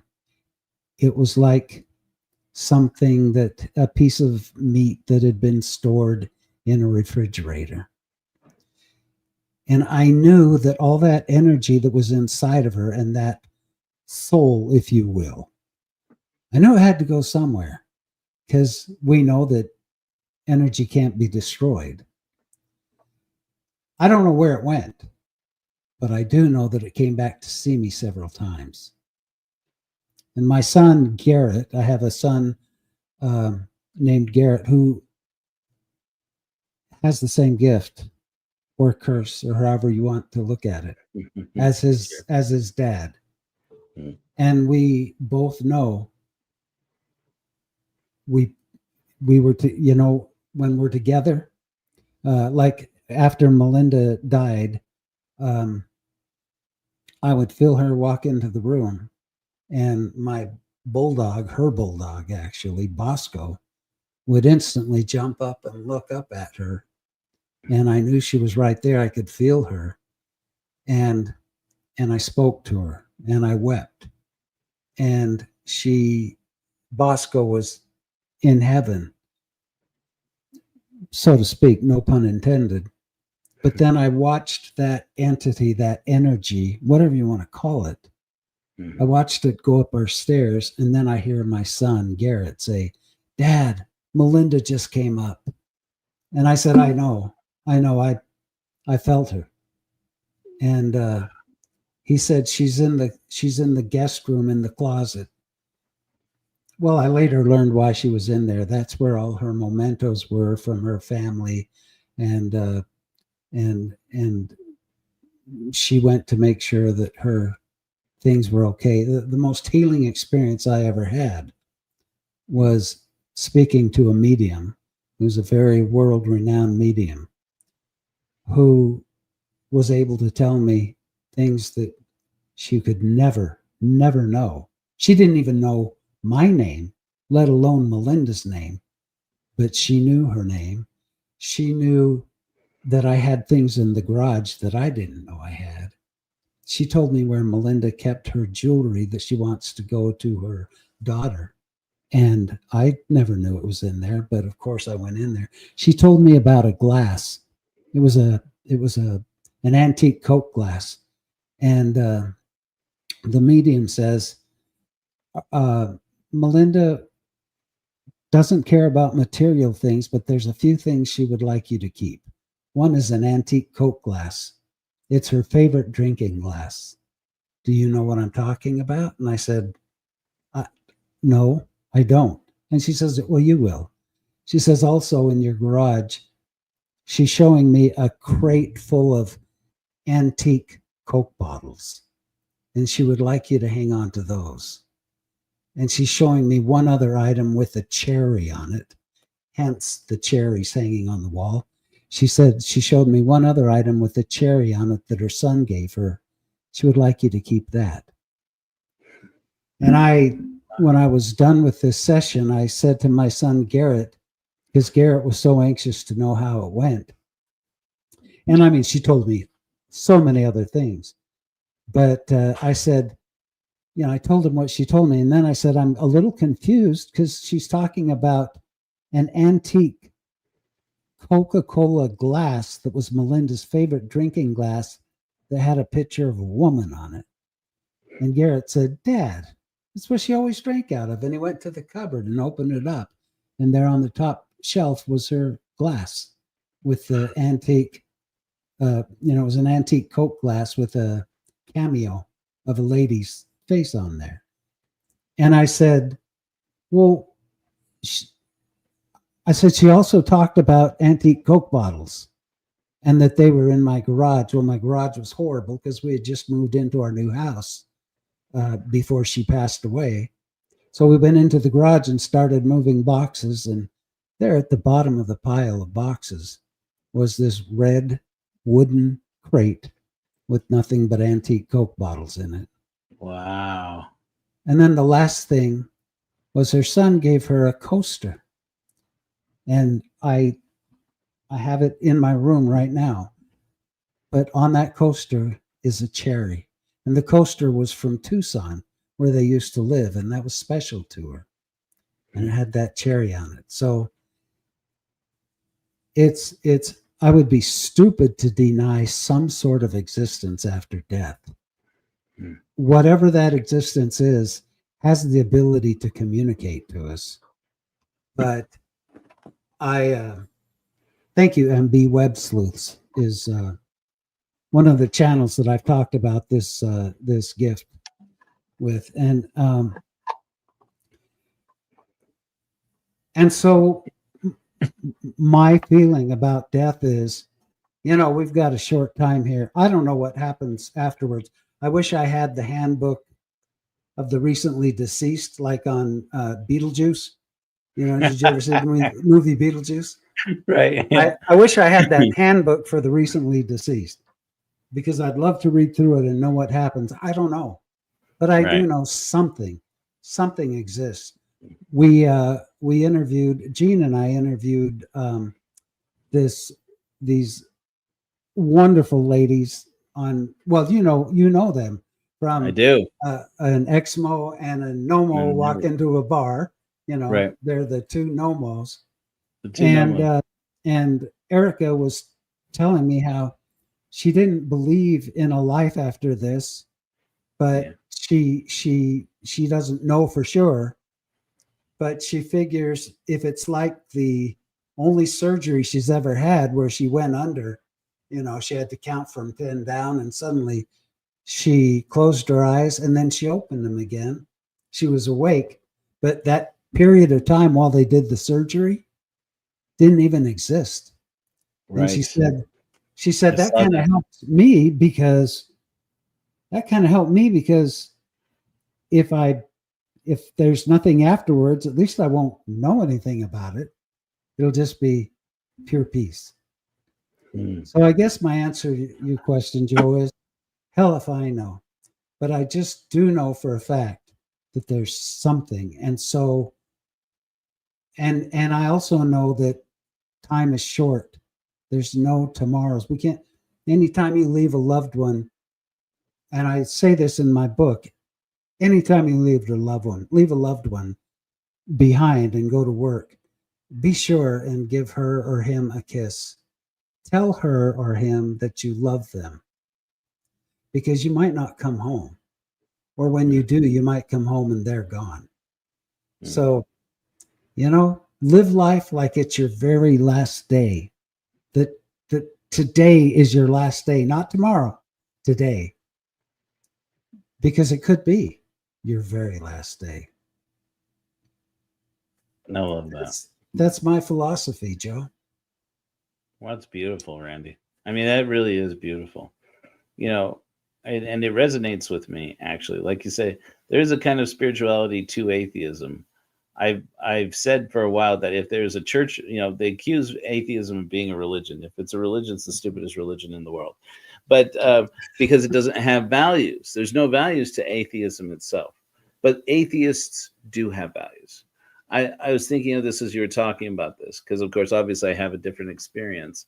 And yet so much of what you were just saying resonates with me. And the thing that occurs to me, I see in my head, there's an episode of House MD. I think maybe you and I have similar viewing habits. But I don't know if you remember this. There's an episode of House MD where he has this downstairs neighbor who was a veteran who had lost his arm. And he was always pissed off and irritated with him when he's making noise, banging around with his cane upstairs and stuff. And one day he sneaks into his house and sedates him. And after he realizes it, do you know the one I'm talking about? The episode I'm talking about? I don't have that good a memory, but I do remember House MD. Used to love it. Love Ted Danson. So he would sneak into the guy's. He snuck into the guy's house, sedates him, and then when the guy comes to again, he has both of his arms out inside of a box. And the box has like this half silvered mirror, so that when he's looking down into the box, it's got his right hand, his actual hand in one side of the box, and then a reflection of that hand is on the other side of the box. And he says the reason why and he basically tells him the reason why you're so pissed off is that all this nerve and muscle damage, because when you lost your arm, you tensed up, and your brain doesn't know how to rebuild the connections to tell all those muscles that arm's not there anymore. Let go of it. And he's like, so he's like, so what you're gonna do? He's like, this is a therapy that actually works. And so he tells him, don't just use your hand that's the real hand. Use the hand that's a reflection, but that is the hand that you lost, and clench them up both of them as tight as you can, as tight as tight, until you can't get any tight anymore, and then let them both go. And the guy just starts bawling his eyes out. He's like, it's 30 years of pain suddenly released. And I thought, and of course, here I am finding spiritual experiences and everything now that I'm into it. I remember watching that and saying, that's like my talking to Paul, who's my best friend who died of COVID. And like every time there's a new camera, he was a cinematographer. And we came up in the business. Well, we didn't come in the business together. He was significantly older than me. Well, he was like 20 years older than me. And his greatest fear, in the last years of his life, the result of concussions over the course of his life, he'd had a few incidents where he'd sustained brain injuries. He had significant brain trauma. And towards the end of his life, we couldn't talk because he became so polarized politically, so aggravated, so irritated when he was this other Paul. And so like part of the time he was my Paul, and part of the time he was this other Paul who I could not even hold a conversation with. It would get angry at me and frankly hated me. And then I would talk to my Paul, and he didn't even remember it. He doesn't even remember it happening. It's such a horrible thing, traumatic brain injuries.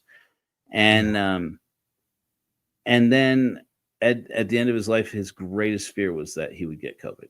And he did. He passed away suddenly, very suddenly, in 2020, in the first strain.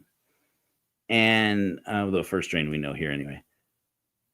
There are moments where I see new AI programs, or I start using new AI programs because we use a lot of artificial intelligence at the Church of Korihor, or new cameras, or new projector technologies, or new, things that Paul and I used to talk about. One day they'll do this, one day they'll, because we were best friends, and we would dream about this. We were going to make movies together, and we never got a chance to do it. And I will find myself saying, Paul, are you seeing this shit?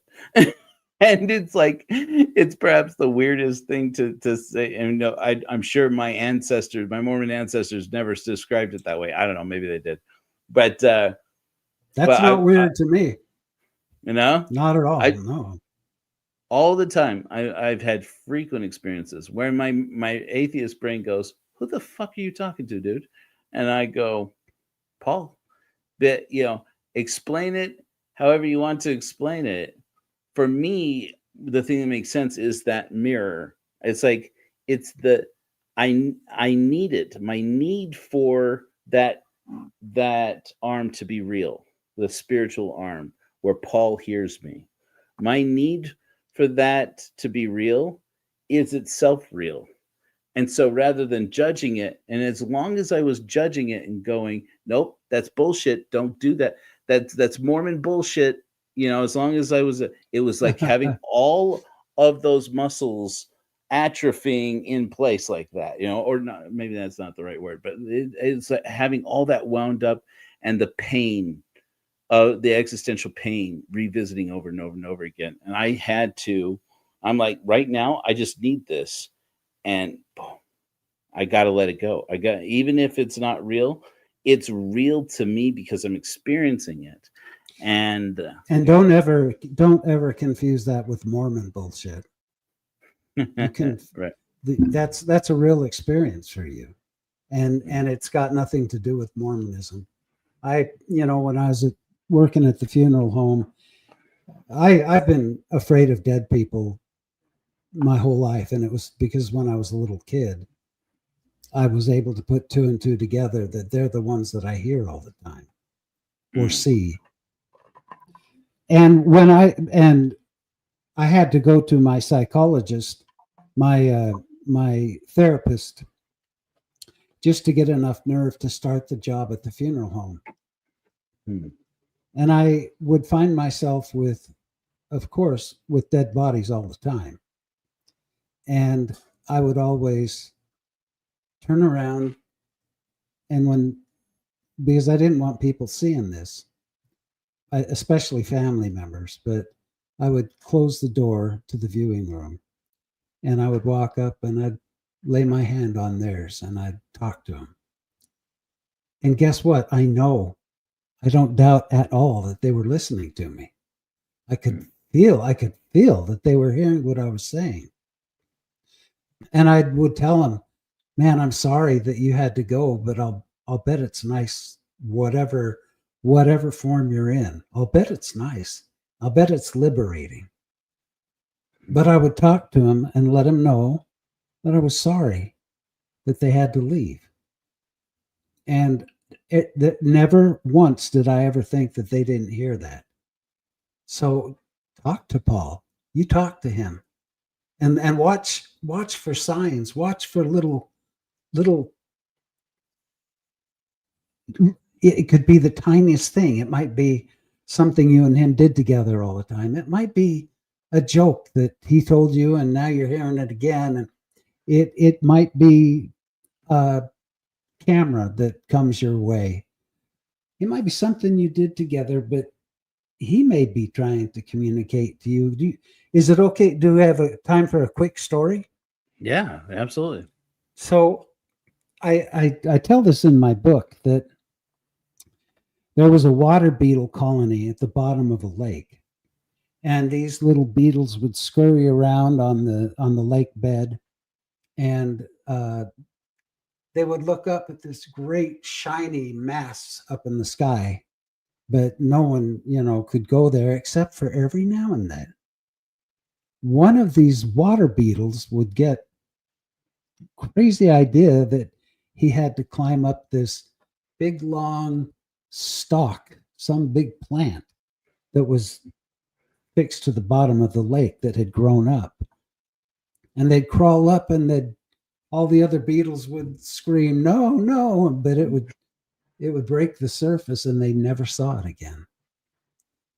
Well, one day, this one particular beetle who had watched so many of his friends do this, he felt inside, oh no, it's my turn. And he went and he started climbing. He just felt compelled to do it. And he came up to that surface and broke the surface. And he looked around and it was beautiful. There was a blue sky, and he swam over to this lily pad that was floating there and was just soaking up the sun when he fell fast asleep. And when he woke up, he was a dragonfly. And he flapped his wings and he started flying around. And it was the most wonderful feeling of liberation it ever had. He didn't know that they changed into dragonflies. And he wanted to tell everybody back at the colony of beetles. He wanted to let them know, hey, this is awesome. This is glorious. This is true life where I'm at here. But in his form as a dragonfly, he couldn't fly under the water anymore. He had to stay above. And I kind of feel like maybe that's what happens to us after death, whatever it is, whether it's this, I've interviewed so many people who have had near-death experiences, and some people have a scientific explanation, and then others, but it all seems to be the same. They go up and there's an energy that's of love. It's just all about love. It's all about love. And I really believe that that's how it is here on the earth, and that it's multiplied times a bazillion wherever we go, whatever happens to us. But we might as well start practicing now.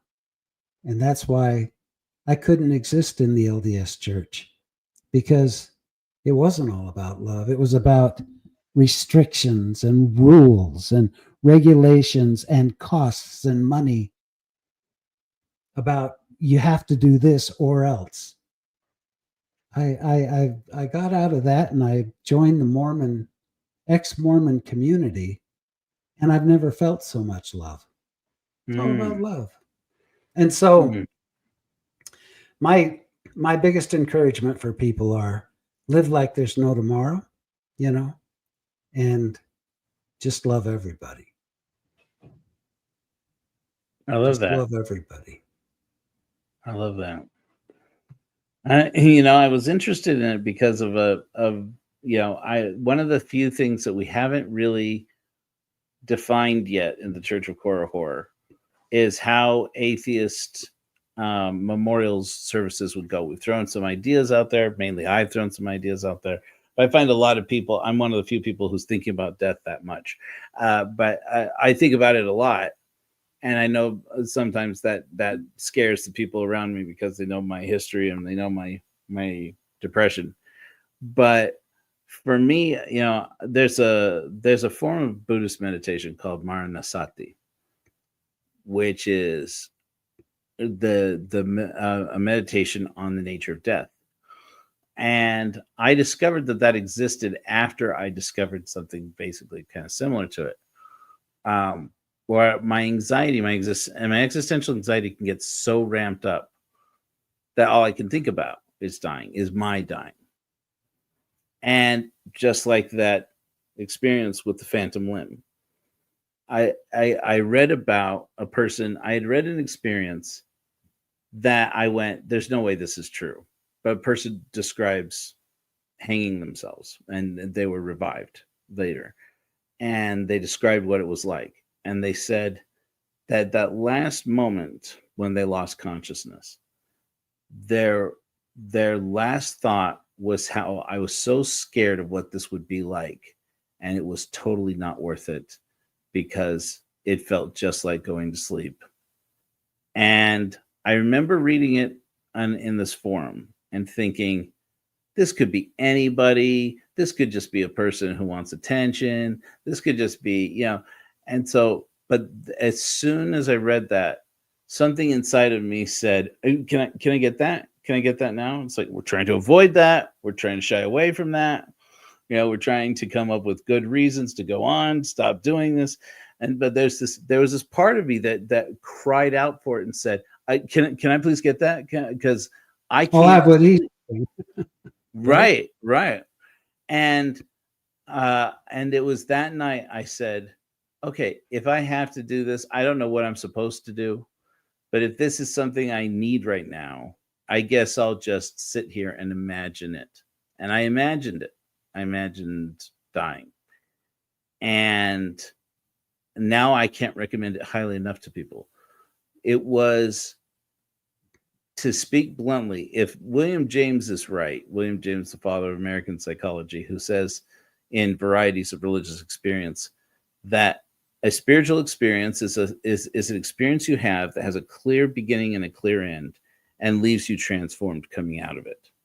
It's one of the most beautiful spiritual experiences I ever had, because in that moment where I imagined it just for a moment, where I just totally absorbed it into my consciousness, and if you will, that's the closest language I know how to use to describe it. I like it. It was the most beautiful thing, because that feeling, that exact feeling, overwhelmed me. And it was the language that occurred to me was, oh, it's lighter than I thought.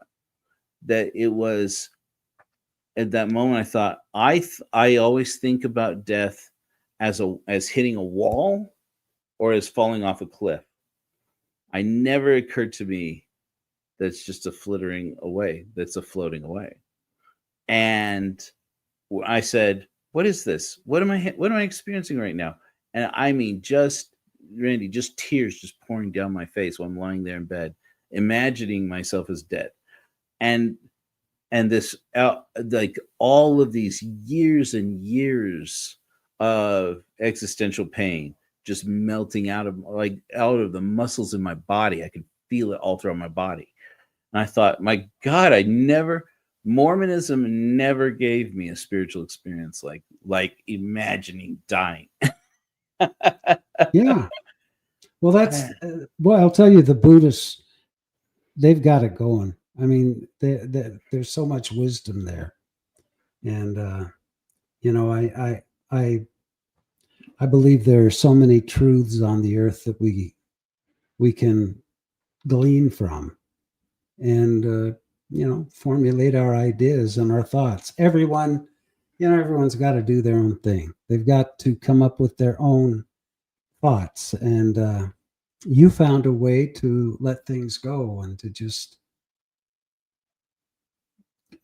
find your own solace within your own mind. I think that's, you've accomplished something that so many people can never do. I wish I could do that better, to where I just, kind of fall into my own peacefulness.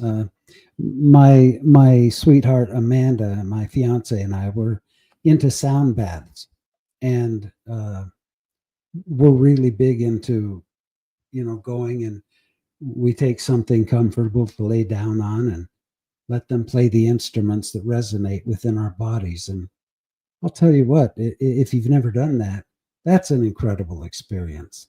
That's a form of relaxation that just kind of goes beyond the scope of relaxation.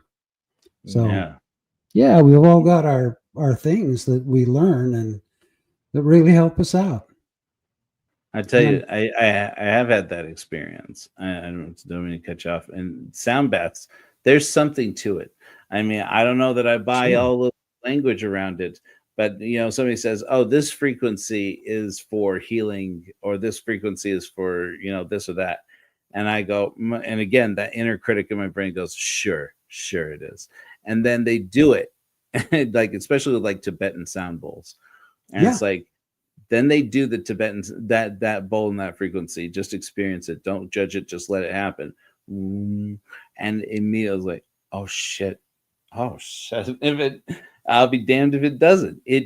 I'm like, well, I mean, if it works, it works. That's the most beautiful thing about this for me. Like, I've been working on a new app that I'm trying to make the tech work on the website right now, I decided a while ago we were going to start a meditation practice for the Church of Korihor called Overview, based on it's named after it's based on the overview effect. Are you familiar with the overview effect? Yes, that's awesome.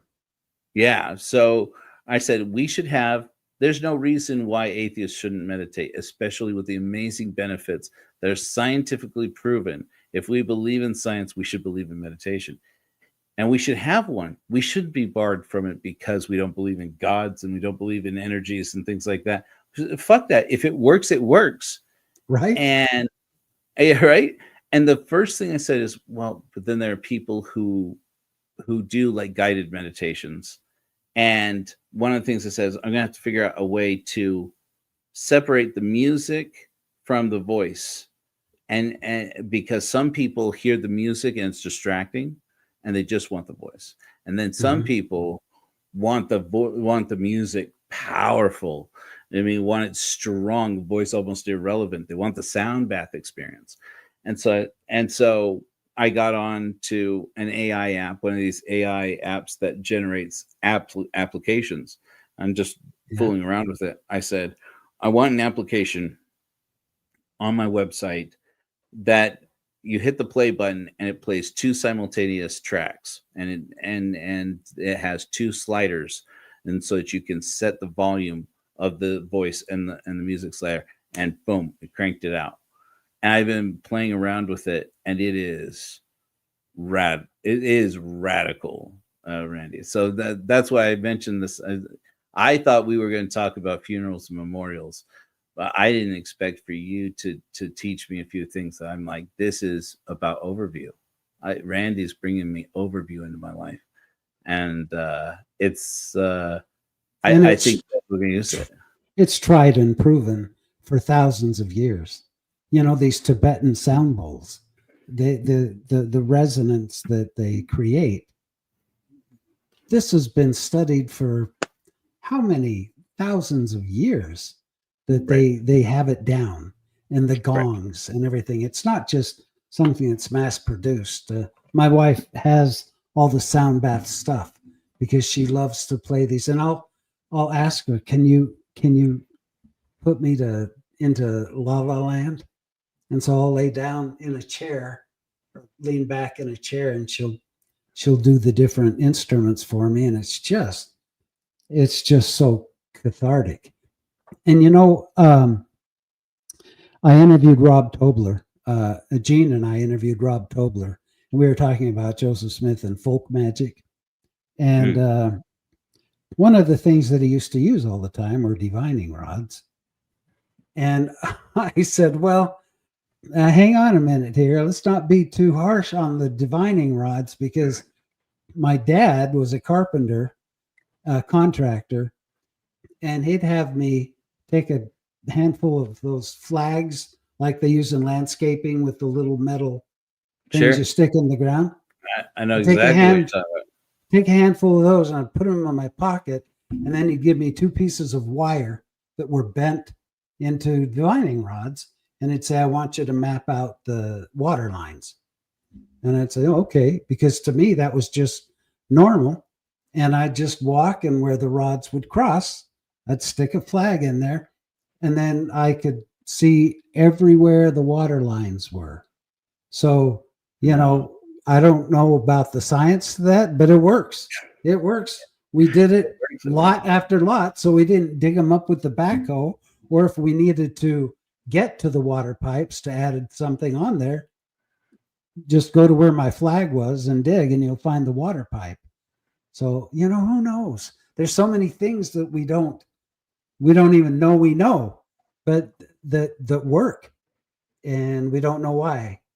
It's kind of a crazy world out there, Joe. And you know, if you need it, you need it. That's the thing that if it works, it works. That's one. If you need it, you need it. That's two. And when I first discussed this with one of my favorite atheists of all time, by the way, Rob is not an atheist, but I'm sure I've mentioned to you before, Rob Tobler is my flesh and blood cousin. Yeah, right. You told me that. Good people. He's good people. I like Rob. Yeah. I wish I could get him on my program. But one of my favorite atheists of all time is Britt Hartley, and no nonsense she's spirituality. wonderful. She's amazing. And she's like, and I was describing that to her. I'm like, if you need it, you need it. And if and when we did an episode of Church for Atheists, and she talks about it, and she said, Joe, it's about room to play. You got to have this spiritual side. We don't understand it enough, is the way she made me understand. We don't understand it enough up here. We don't have enough science behind it to really define it. And we don't have time to wait for the science to be discovered for all of it. Right now, you got to be able to connect to that side of you, this inner child that needs room to play, because otherwise you could miss it. You could miss out on your only opportunity, because the science isn't going to move fast enough to figure out what it is. And even if it did, they'd have to study the people who are doing it as their esoteric tradition in the religion that they came from, or the spiritual practice that they came from. Right. So even if we were to do science on it, we have to get them to give it to us, so we would have to do their practice, so we could figure out the science. And she's like, why are we why are we shutting ourselves off of it? Give it room to play. And from that point on, but up until that point, we had a phrase we have 12 values of corporatization. And one of them I had was the joy of children. This is why it's important to talk to women. And I had an interview with Maven, Maven. Of course. And she said to me, what does that mean? The joy of children. I said, that we ought to live a life where the space for children is preserved for them to have joy. And that means not indoctrinating them into religion. That means giving them room to make mistakes. That means teaching them that life is about making mistakes. And she's like, oh, I thought you meant like that we were obligated to bear the children of men, to make sure that men, And I was like, that wouldn't go over well with Maven. Right. I was like, oh God, no. Maven, I am pro-choice as the day is long. No, Maven, no. And her supporters were on our channel at the time, and they were like, yeah, that sounds super misogynistic. I'm like, what? So I went upstairs and I talked to my wife about it. I said, if I say the joy of children, what do you hear? And she's like, that I'm obligated to produce your children for you, and that's my purpose in life. Just what you wanted to hear. Right. And I told that to Britt Hartley once. I said, Britt Hartley and I had a conversation. I said, do you remember I talked about this, the values of corporatization? And one of them was, she's like, yeah, barely. And I was like, joy of children is one of them. And she was like, ew. I'm like, I'm getting a dose of that. That's why you run this by people, and by women particularly. I said, I'm axing that one. And I said, I'm replacing it. And she's like, oh, okay, with what? Because I told her, she's like, yeah, that's not what I got out of that at all.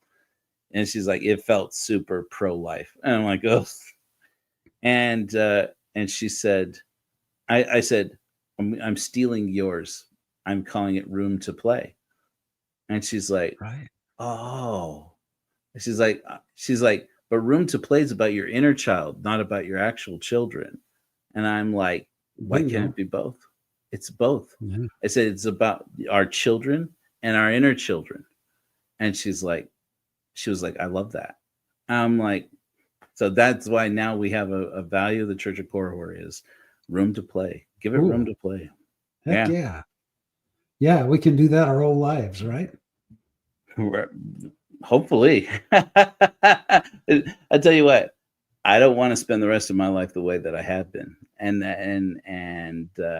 this is, if I'm going to stick around a day or a decade or a century, I'm going to have as much of this experience. I'm going to give my inner child as much room to play as I possibly can. Hell yeah. That's making it worth it for me. And at this point, that's all that matters for me. if you wake up tomorrow morning, Joe, celebrate that. Celebrate that. Cool, man. It's really late where you are. I've kept you for 2 hours. I guess it's earlier where you are, but it's later where you are. That's true. It's true. Just I sure would. I tell you, I sure would. I've been talking about in November, October, November, starting to travel and do visits and seminars and retreats for the Church of Korihor. And I've been thinking a lot about you lately because I'm like, you know what? Randy said I could come out and see him in the PNW, and I'm thinking I may just have to take you up on that because I Dang think right. that'd be great. Yeah. Gene and Michelle came up. Yeah, and I love doing that. I love traveling to see fellow podcasters. I'm going to go see Megan here in about a month, and I've gone to see Maven, and I went to Gene's place too, and I'm just getting started. So you come see Cool. me, and I'll come see you. Sounds good, man. All Hey, right. listen, everybody. This is Randy. Randy, where can we learn more about your work and what you're up to right now? Well, you can always, I've got different social media channels. On TikTok, it's Randy Knows Grief. And on YouTube, it's Momo Nomo, the little devil character.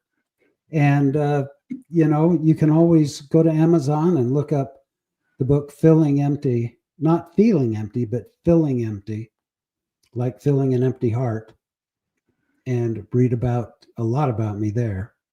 Or you can just Google me. You'll probably see stuff that you didn't even want to see. So, but cool. Now you got me. Yeah. Now I know what this evening's going to look like. I want to thank Randy Watts for being on the show with us. I've learned a lot from you. We've taken old Rusty Nelson down a peg, and we've grown a little bit, I think, or at least I have. So thank you very much, Randy. It's been such a joy, Joe. First of all, getting to know you better and getting to chat with you. I think we're like-minded in so many ways. So thank you for allowing me the time. Well, thank you. And to all of you, my fellow Korihors out there, and all of you, our friends from the broad spectrum, I want to thank you very much for being here. We went on a bit of a journey, but we all came out better for it. So until next time, remember, Friday, we're doing another episode.